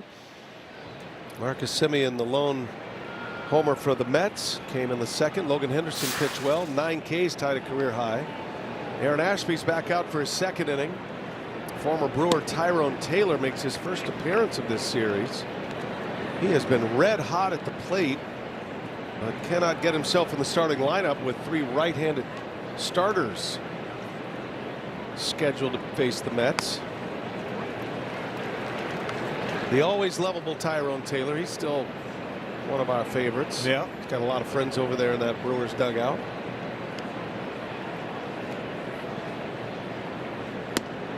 Takes a strike. Good bit player for any team. I mean, has a good attitude. I mean, to give you a good effort out there in the outfield.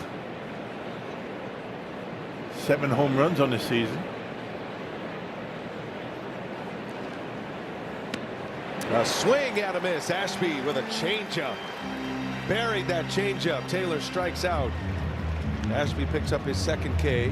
How about we hear a word from Wisconsin Dells? How to bring generations together. Start by splashing together. Put this thing, those things, and that thing together. Call it a get-together. Wisconsin Dells. Come together. One away for Marcus Semien.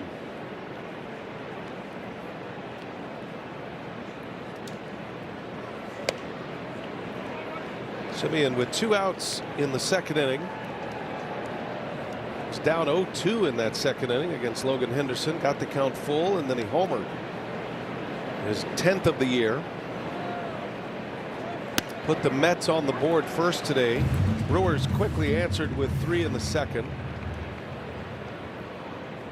Just added 1 in the 6th. Ortiz 2 RBIs today. Yelich with 2 RBIs. And all 4 of those runs coming with 2-out hits. Ashby with a curveball. Semien waves and misses. 1-2 the count.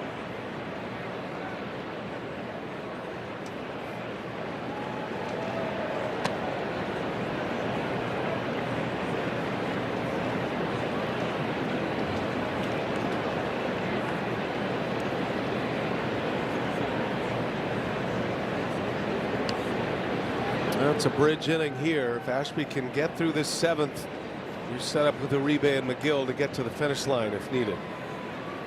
This is why Ashby gives the Brewers so much value. Not only is he electric, but he can go multiple innings. Yeah, asking for 6 outs here today. Brewers are fully loaded with their pen today. And Semien draws the walk. First base runner against Ashby. Mets will bring the tying run to the plate now. And Andy Green is going to make a change here. Brett Beatty, the scheduled hitter. Luis Robert, who hit a monster home run last night, will get a pinch hit appearance. 451-foot home run last night. It's the only run Bryce Wilson gave up. Yeah, cutter.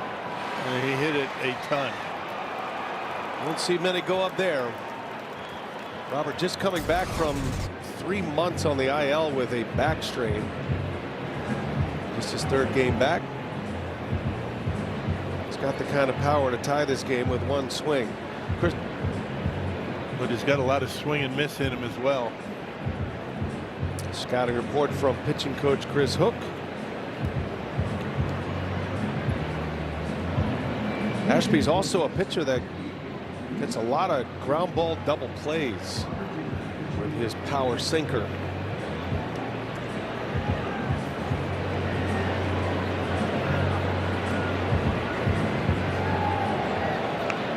Chips are in the middle right here.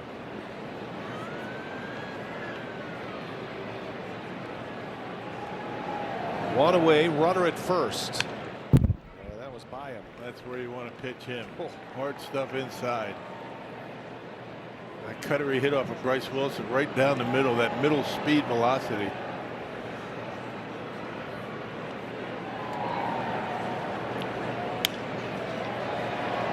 Still late. A couple of fastballs to start the sequence for Ashby.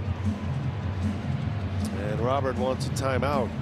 Put him away with a nasty curve in the dirt. See what he does. He has so many weapons. Choosing the right one can be a challenge sometimes. 0-2. And he does bounce it in there. Semien started then stopped. Great play back there by Contreras. Yeah, on one knee, able to keep that one close. They're just so athletic, William Contreras. You don't see many catchers as athletic as he is. Makes plays that most cannot. Oh, dirt can gives you a good look at it. 1-2 the count on Robert. And that one gets away from Contreras. That was an easier ball to handle. Yeah. It's that curveball that Ashby throws. It has such a late sharp break to it. It can even fool a catcher. Didn't anticipate it in the dirt right off the end of the glove. Moves the runner up 90 feet. Wild pitch. 2-2 the count. And he got him. Change up. Robert sitting on fastball after 2 curveballs in the dirt, and Ashby comes up with yet another electric offering. Yep, change up off the corner, down in the zone, perfectly located. Just our sitting fastball, no chance on that pitch. Aren't many relievers like him. He's a starting pitcher coming up through the system and in the big league, so he has the starting pitcher mix. Francisco Alvarez, got to watch the first pitch with this guy. He's an ambusher. Tying run at the plate. 4-2 Brewers in the 7th inning. And he takes one. Zips that fastball at 99. Wasn't anything he was going to be able to do with that pitch.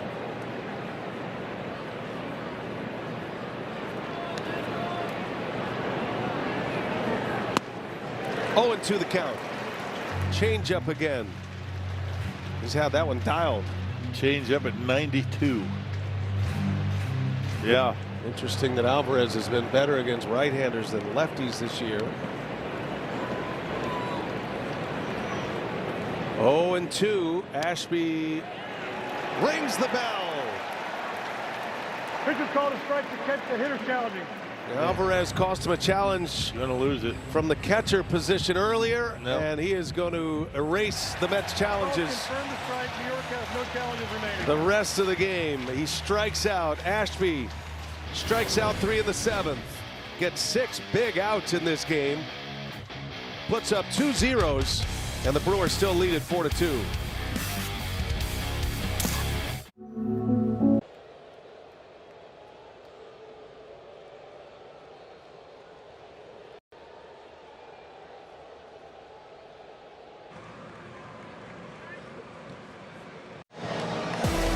Take a ride on the Wired Cam, presented by Potawatomi Sportsbook. Brewers leading 4-2 as we enter the home half of the 7th inning here at American Family Field, looking for a series win. We're at the Gruber Lofts' One Call That's All Sports Desk. Steven and Tim getting set for Brewers postgame. Another great pitching performance from these Brewers, and the 1-9 hitters driving in all the runs. Yeah, Logan Henderson, first Brewer starter in this series to go 5 innings. He was good. Ashby lights out for 2, but the story is Joey Ortiz, a home run shy of the cycle, and Christian Yelich, he got him a triple. All of this with 2 outs. Brewers coming up clutch. How about Joey O? He has 8 extra base hits in July. He has 7 the previous months this season, B.A. and Rock. Impressive what he's done since moving over to the 3rd. Yeah, good stuff. Joey O keeps it going. Thank you, Steven and Dilly. And we go to the bottom of the 7th. Minter back out there. Here's Bryce Terang.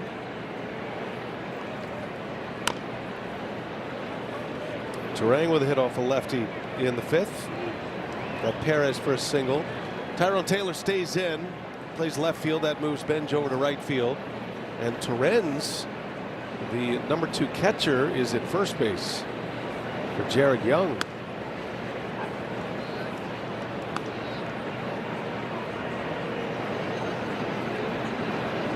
Terang 1 for 2 with a walk.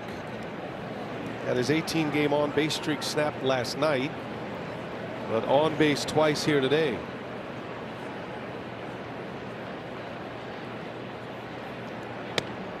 Did he go? He did not. Not calling anything today, are they? No such thing as a check swing, right? Check swings are in. It's the swings that are not available. Saw Uribe in the bullpen. Aaron Ashby able to set it up perfectly for Pat Murphy.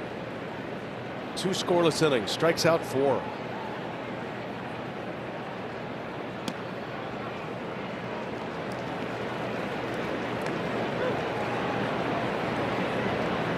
Brewers trying to go 5-1 on this homestand with a win today.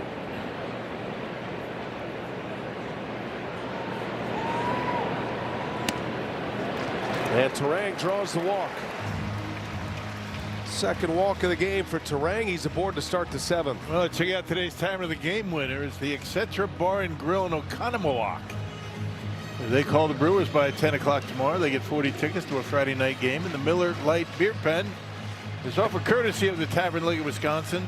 And Miller Lite, that's your neck of the woods. That's the 5-0, you know, we call it. You can call it that. Lake Country. Out there in Lake Country. Yeah.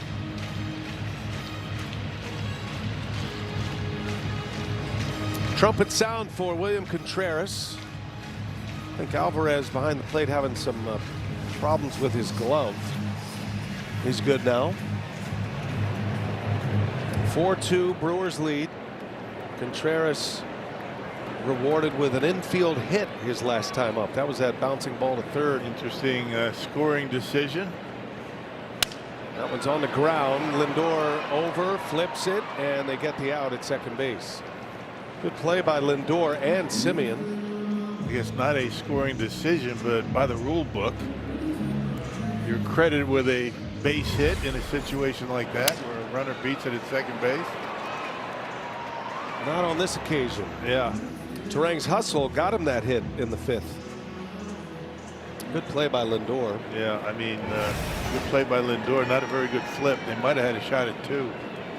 Here's Mitchell now.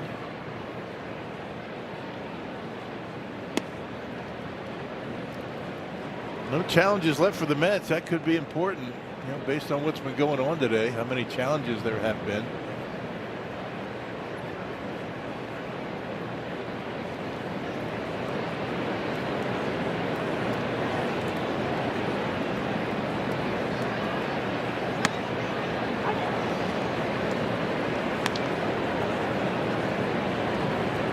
Daniel Duarte is back up and throwing.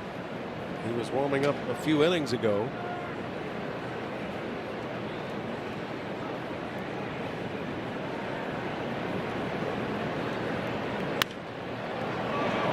Managers navigate games so differently in the losing scenario late in the game. Postseason is different, but in the regular season, that's why it's imperative to grab those early leads or have a lead through the middle of the game, get your A relievers in. And that's the part of the game where you have to nail down games. And of all the things the Brewers do well, that's what they do the best. Yep. With their three powerhouse relievers, Ashby, Uribe, and McGill. They just shut games down when they have a lead. Brewers don't blow out a lot of teams. They did have an 8-3 win on Monday. You realize that was the only game so far in this homestand where the Brewers actually scored first. Yeah, that's right. And they've got a chance to go 5-1 if they can hang on to this one. But a lot of that credit belongs to the bullpen. Mitchell, a swing and a miss. Strikeout. Second out. Let's hear a word from Potawatomi Sportsbook. When Potawatomi Sportsbook invited me, John Kuhn, to be their spokesperson, I had to join the team. Yes! Yeah! Potawatomi Sportsbook. Your sport, our stadium. Andy Green going to make another pitching change here with Andrew Vaughn coming up. So he'll play matchup. Duarte finally getting into this game. Brewers have a runner at first, and Vaughn coming to the plate. Daniel Vogelback going through the report. We'll set it up when we come back.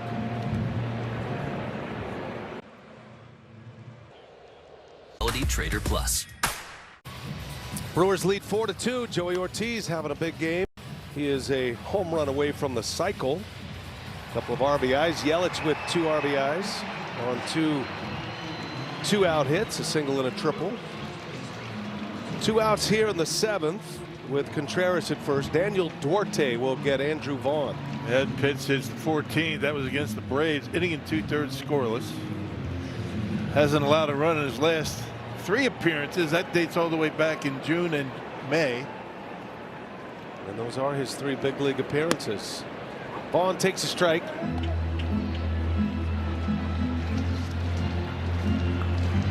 Vaughn was up there with the bases loaded in the 5th, bounced into an inning-ending double play. As a single, a run scored, and a walk in this game.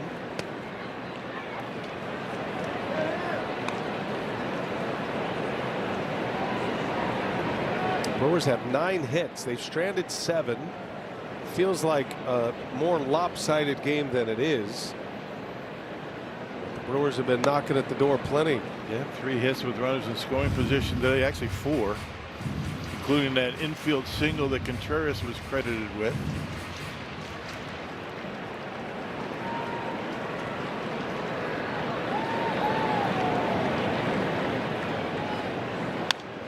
Ooh, had a big cut. Got those, a lot of cutters, cutter, changeup, sweeper to go along with the fastball.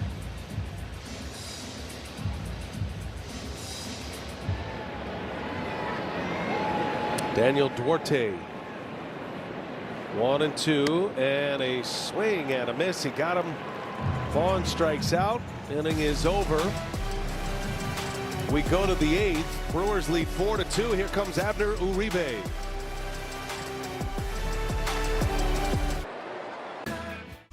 Well, tickets still available to the Brewers Alumni Legends game presented by Northwestern Mutual. After the game Friday, that's a 3 o'clock start, the regular game against the Rockies. That's July 24th. Score a bowling shirt with a special ticket package and enjoy $2.50 beers and brats.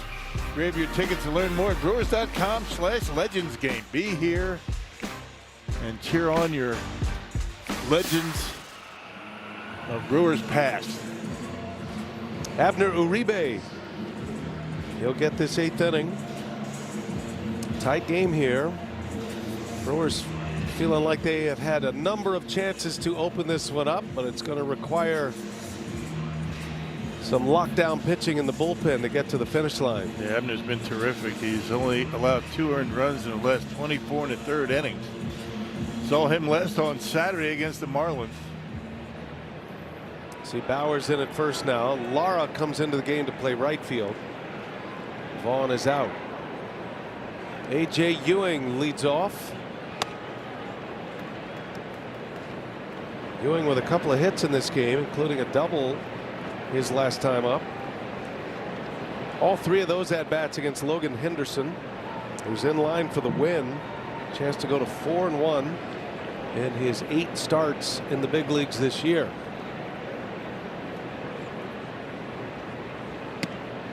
There's a strike. There's the slider from Uribe. He's a 2-pitch pitcher, and they are both off the charts. Yeah, that looked like it was a ball down and away, down and in. But remember, the Mets out of challenges.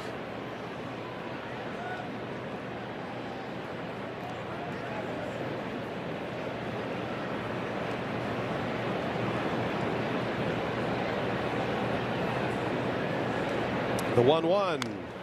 And it's 1-2 right off his foot. Dropped him. Got that nasty slider. Always important for Abner to be able to land that for a strike or get it close for a swing. Oh, back foot. Right off the foot. And he's got that hard sinker. Gets a lot of ground balls.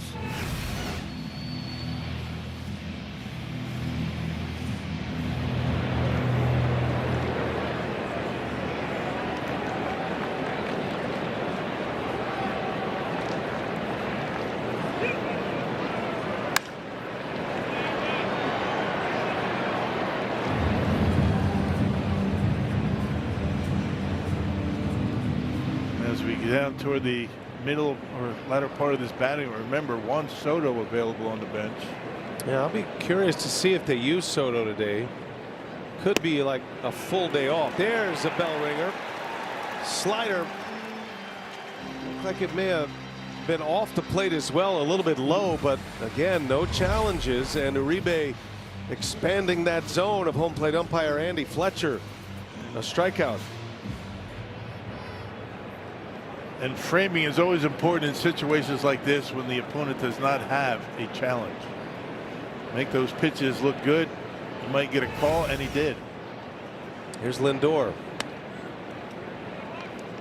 I don't know if Uribe knows that the Mets are out of challenges. I'm certain Contreras does, and if it changes anything, how you call a game, frame pitches, all of that. Framing is much more important when there's no challenges available. You make pitches look good. They can't challenge them even if you make them look good and they're not strikes.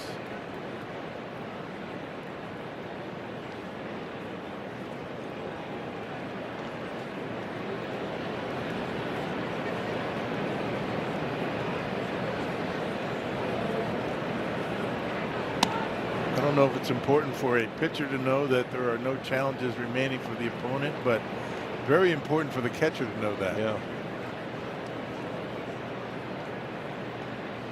Especially with a home plate umpire that has had a generous strike zone like Andy Fletcher has today. That one's in there.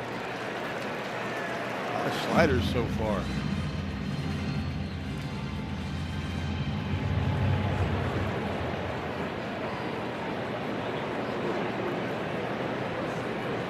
He's thrown 8 pitches. 5 of those are sliders. 2-2. Lindor lays off. Uribe's rhythm on the mound, and he's perfected this now. He will take that pitch clock right down to the end. He gets the hitter in there at 8 seconds. Hitters have to be in there at 8 seconds. Freezes the hitter is what it does. Everything gets tight. 3-2. Lindor. That's a base hit. Soft liner into right. And the Brewers are getting the Mets out of here just in time as far as Lindor is concerned. The difference in that fastball than the others, that was down in the zone about knee high, a little bit easier to get a bat on when it's down there at that velocity. Now the tying run comes to the plate, and it's Bo Bichette.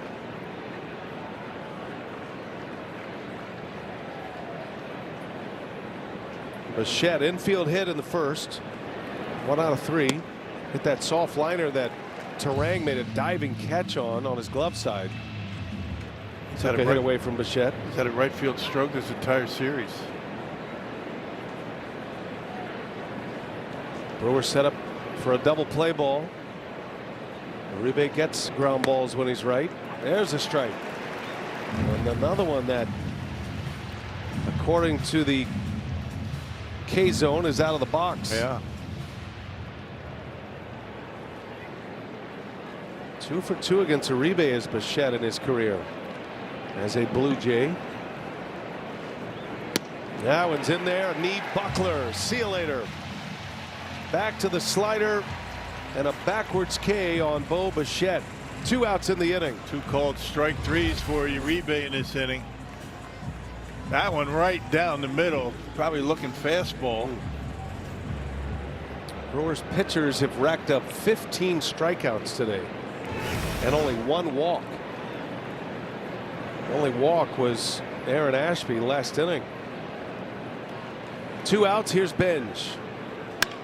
And that's a base hit. First ball swinging. Turns around a 99-mile-an-hour fastball. This guy can hit a little bit here. Yes, he can. That was a nice piece of hitting right there. 99. Talented rookie for the Mets. Yeah, nice level swing. Barrels it up. Looking that way the entire time. Now the Mets have the tying run on. And the go-ahead run coming up in the switch hitting Jorge Polanco.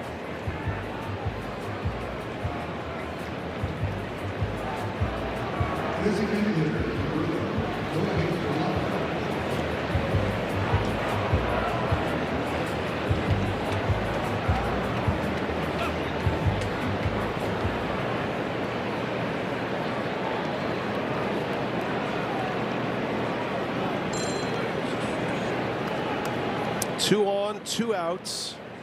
Polanco 0 for 3 with a couple of Ks. Longtime Minnesota Twin, was an all-star with the Twins. And then sent to Seattle. First year with the Mets. Been a rough year for him.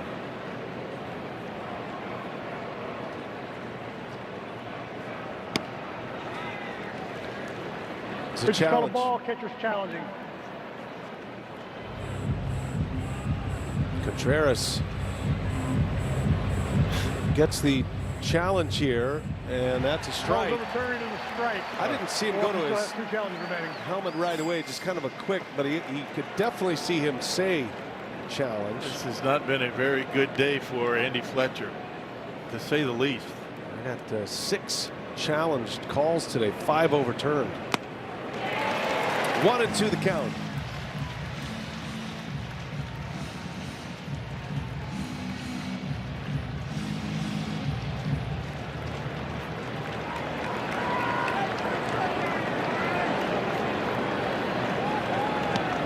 2 on, 2 outs. 1 ball, 2 strikes. And he's able to lay off.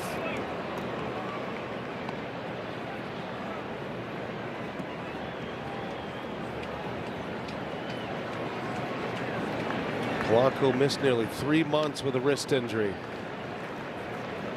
Tough for hitters to come back from those kind of injuries. 2-2. Polanco on the ground. Turang snares it. Throw to first. And it's in time. What a play by Bowers. And what a play by Bryce Turang. Mets want to have a look at this. No challenge. Inning is over. And spectacular infield defense. Starts with Turang. Ends with Bowers. Inning is over. And the Brewers still lead 4-2.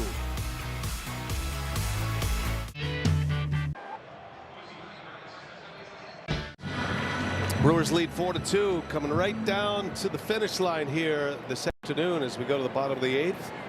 Jake Bowers, spectacular play at first base. And on the first pitch, he bounces out to second. Out number 1. Interesting play out there at second base. It looked like Turang was thinking about flipping it over to second base, but couldn't get it out of his glove and took the play at first base. That's a heck of a throw by Turang. Yeah, I think you're right. He bobbled a little bit and then regripped and made the throw, which was where the only out was available after the exchange. Because Pratt was there. He was ready for it. What kind of arm strength do you have to make that play? Yeah, going that hard, going toward left field. Brewers closer Trevor McGill preparing in the bullpen. Cooper Pratt with 1 away here in the 8th inning.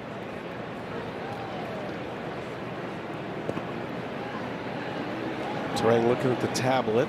I don't know what he's looking at. Maybe that play. I'd look at it too if I had that talent. Turang has made a number of highlight reel plays in this game.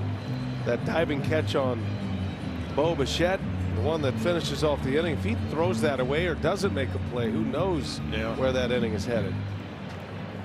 I have 2 separate circles in that last out. Very nice. One for Turang, one for Bowers. Get the circle in Rock's book. That's, you've really done something. Joey's got one early in the game.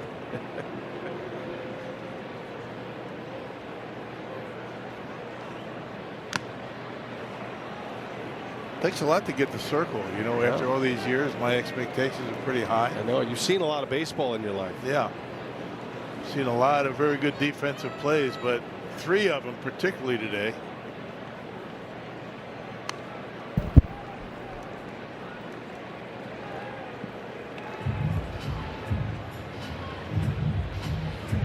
I was thinking about putting a circle around that line drive that Bryce caught in the hole over there. And you decided against. He's a victim of his own success. Right off the end of the bat by Pratt. But the marginal circles are worth discussing. What does it take? And then that depends on Rock's mood on a particular day. If you're feeling a little frisky and you're in a good mood, maybe. Yeah. If I'm in a bad mood, no circles. No chance. None. You're like an official scorer like that. You're not just handing out hits willy-nilly over here. 2-2. And it's ball 3. The circle is a special thing.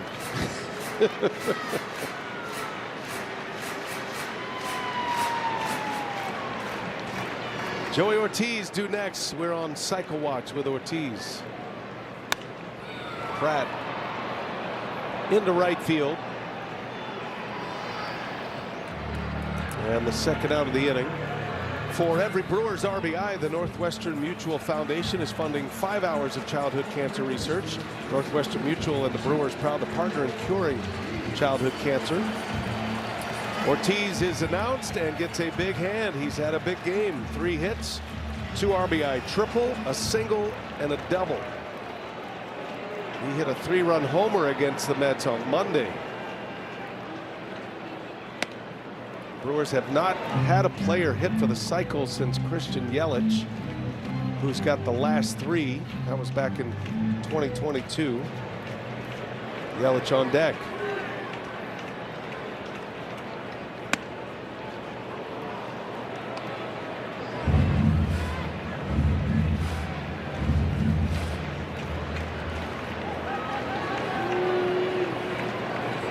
Last cycle, May 11th of 2022.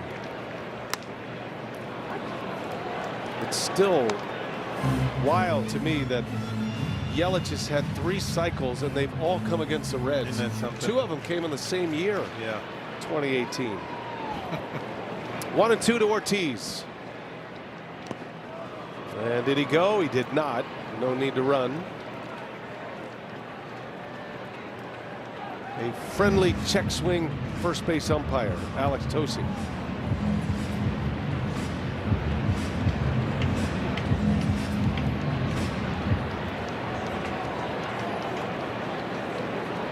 Two with 2 outs.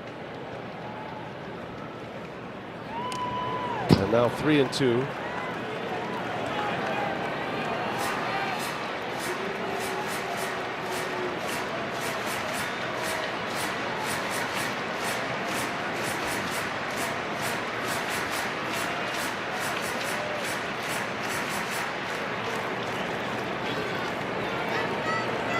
Well, full count with 2 outs. Ortiz a homer away from the cycle. And he takes ball 4. And the fans boo him. They want to see a long ball. Ortiz on base for the 4th time. It brings up Yelich now. Can turn a good day into a great day. 2 for 4, 2 RBIs today. One of the 2 triples in the game for the Brewers.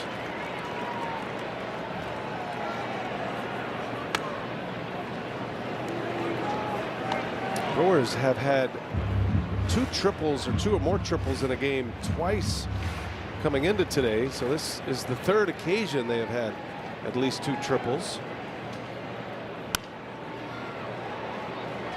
The rare Andrew Vaughn triple in Colorado. That's a place to get it. Set it up with Mitchell as well, and then it was Sanchez and Mitchell in April in Detroit. 2 unlikely triple candidates in Sanchez and Vaughn. You know, anybody can hit a triple. See, you don't have to be fast. We can just leave it at that. It's just like put your chin right out there. Yeah. 1-1 the count. There goes Ortiz. Got a huge jump, and he is in with a stolen base. Yelich recognized that, let him run despite the 2nd strike. And now a base hit could score 1. Big lead. Duarte just let him go. Not paying much attention to him. Stolen base number 8 for Joey O. Big runner out there at 2nd in a 4-2 game. 2 outs. Yelich on the ground. Tough hop played nicely by Bichette, and that's the inning. So here we go to the 9th. Brewers trying to win the series. They're 3 outs away. They lead 4-2. Trevor McGill, the Brewer closer, will enter the fray.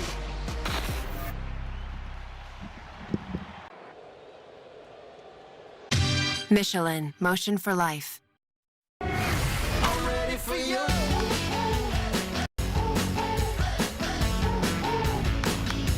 I'm ready for you.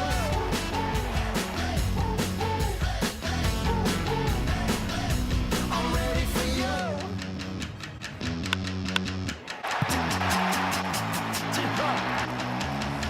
You see me coming and I give you the kiss. Timely hitting for the Brewers here this afternoon. They lead 4-2. All 4 runs coming with 2 outs. And it is set up for Trevor McGill. He is on to try to nail down his 16th save of the year. He's 15 of 17 in save opportunities. They had picked up a save on Saturday against the Marlins. Scoreless inning with 1 strikeout. Has been unscored upon in his last 15 appearances. That covers 15 innings. We will wait and see if Juan Soto is going to be popping out of that dugout. Tyrone Taylor leads off. Second at bat for Taylor. Struck out his first time up. A lot of teams, when they give their star players a day off, it is a full day off. They don't even bother to use them as pinch hitters in the body of a regular season. So it will be interesting to see if Soto is in play here. You would think he would in any other scenario. You just hope he's not in play. Right. You don't want to have to see him at the plate. Andy Green used Luis Robert to pinch hit back in the 7th. Taylor started that inning with a pinch hit at bat, and both struck out. 2-1 on Taylor.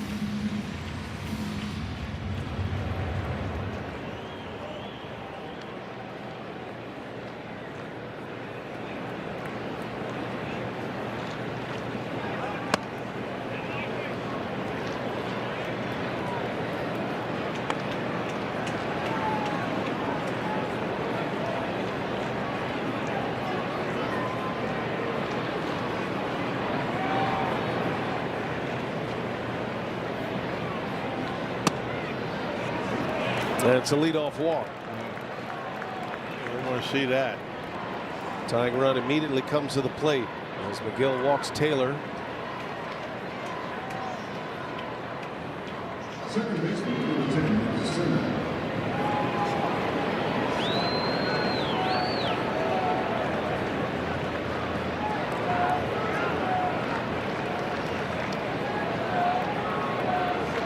Marcus Semien homered in the 2nd. A power bat. Dangerous hitter in a spot like this. Brewers lead 4-2. They have squandered a lot of chances offensively. They've stranded 9 in this game. But still a chance with 3 more outs to win this series. Semien, a bouncing ball. Bowers has it.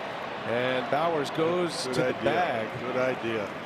I don't know if Pratt was a little late coming over where he was positioned, but Bowers just takes the sure out. Yeah, take the sure out. You got a 2-run lead. He would have had to throw the ball to second base with Pratt on the move.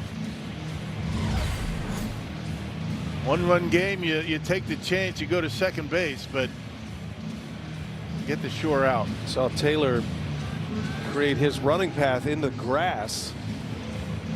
It's an easier throw for a left-handed first baseman, but taking no chances. So a runner at second base. 1 out. And it's Luis Torrens. First at bat for Torrens. He's now the first baseman in the game.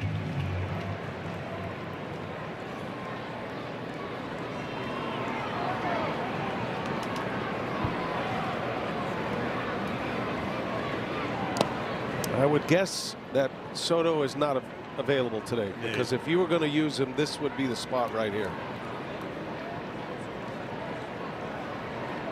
So that is not a player that is getting ready for an at-bat. No. So enjoy your day off, Juan. That's okay. That's a good thing. Torrens right field. Lara got it. Line drive out for the 2nd out of the inning. Taylor stays at second. Hit that one right on the nose. Fortunately, right at Lara. Hit that one well. Fastball down the middle. That was barreled by Torrens. Lara's an elite outfielder, but he's brand new in the big leagues. Just a few weeks here, so it's all new to him. He makes the play.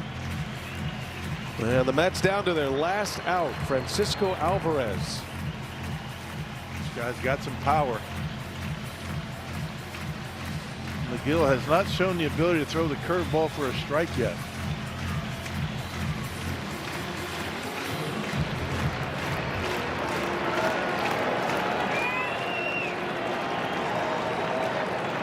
McGill needs that curveball. Spots the fastball on the outside corner. Well placed.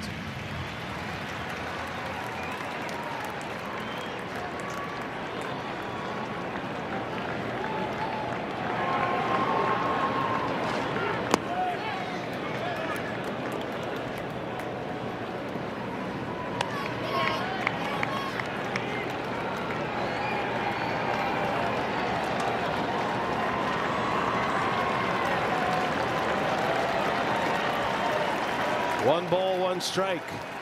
McGill fires, liner through, base hit.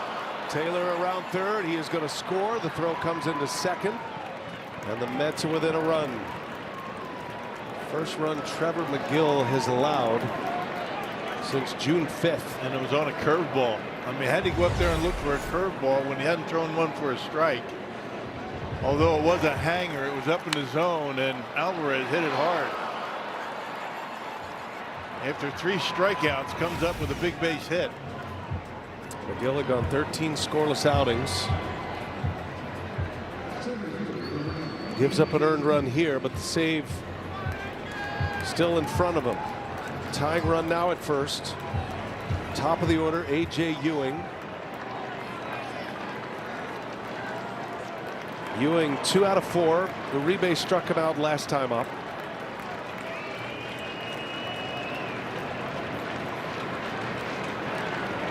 Crunch time here. 2 outs, 9th inning. Not a lot of speed at first base. Haven't seen a swing and a miss by a Mets hitter yet against McGill. Bit of an alarming sign. That's on the ground. What a play. Ortiz to his feet. Throw to first in time. Joey Ortiz with a defensive gem. Have a game, Joey O. The Brewers win 4-3. McGill with the save. And the Brewers with another comeback win. And they are 5-1 on this homestand, partner. Pitching really outstanding. I mean, you saw Henderson was great. Ashby with 2 innings. Uribe, McGill, and how about Joey Ortiz? He had 2 plays defensively that have circles around him in this game, including that last one. I tell you, Christian Yelich with a couple of big hits. Great game. The Brewers win the series 2-1. Ortiz with 3 hits and a walk. He drives in 2 and makes a sparkling defensive play to end the game, and the Brewers are shaking hands once again at American Family Field. 64 wins, 38 losses. What a ball game. Stephen Watson, Tim Dillard will talk you all through it. Sophia down there with interviews. It's Brewers postgame coming your way next, and we'll see everybody on Friday.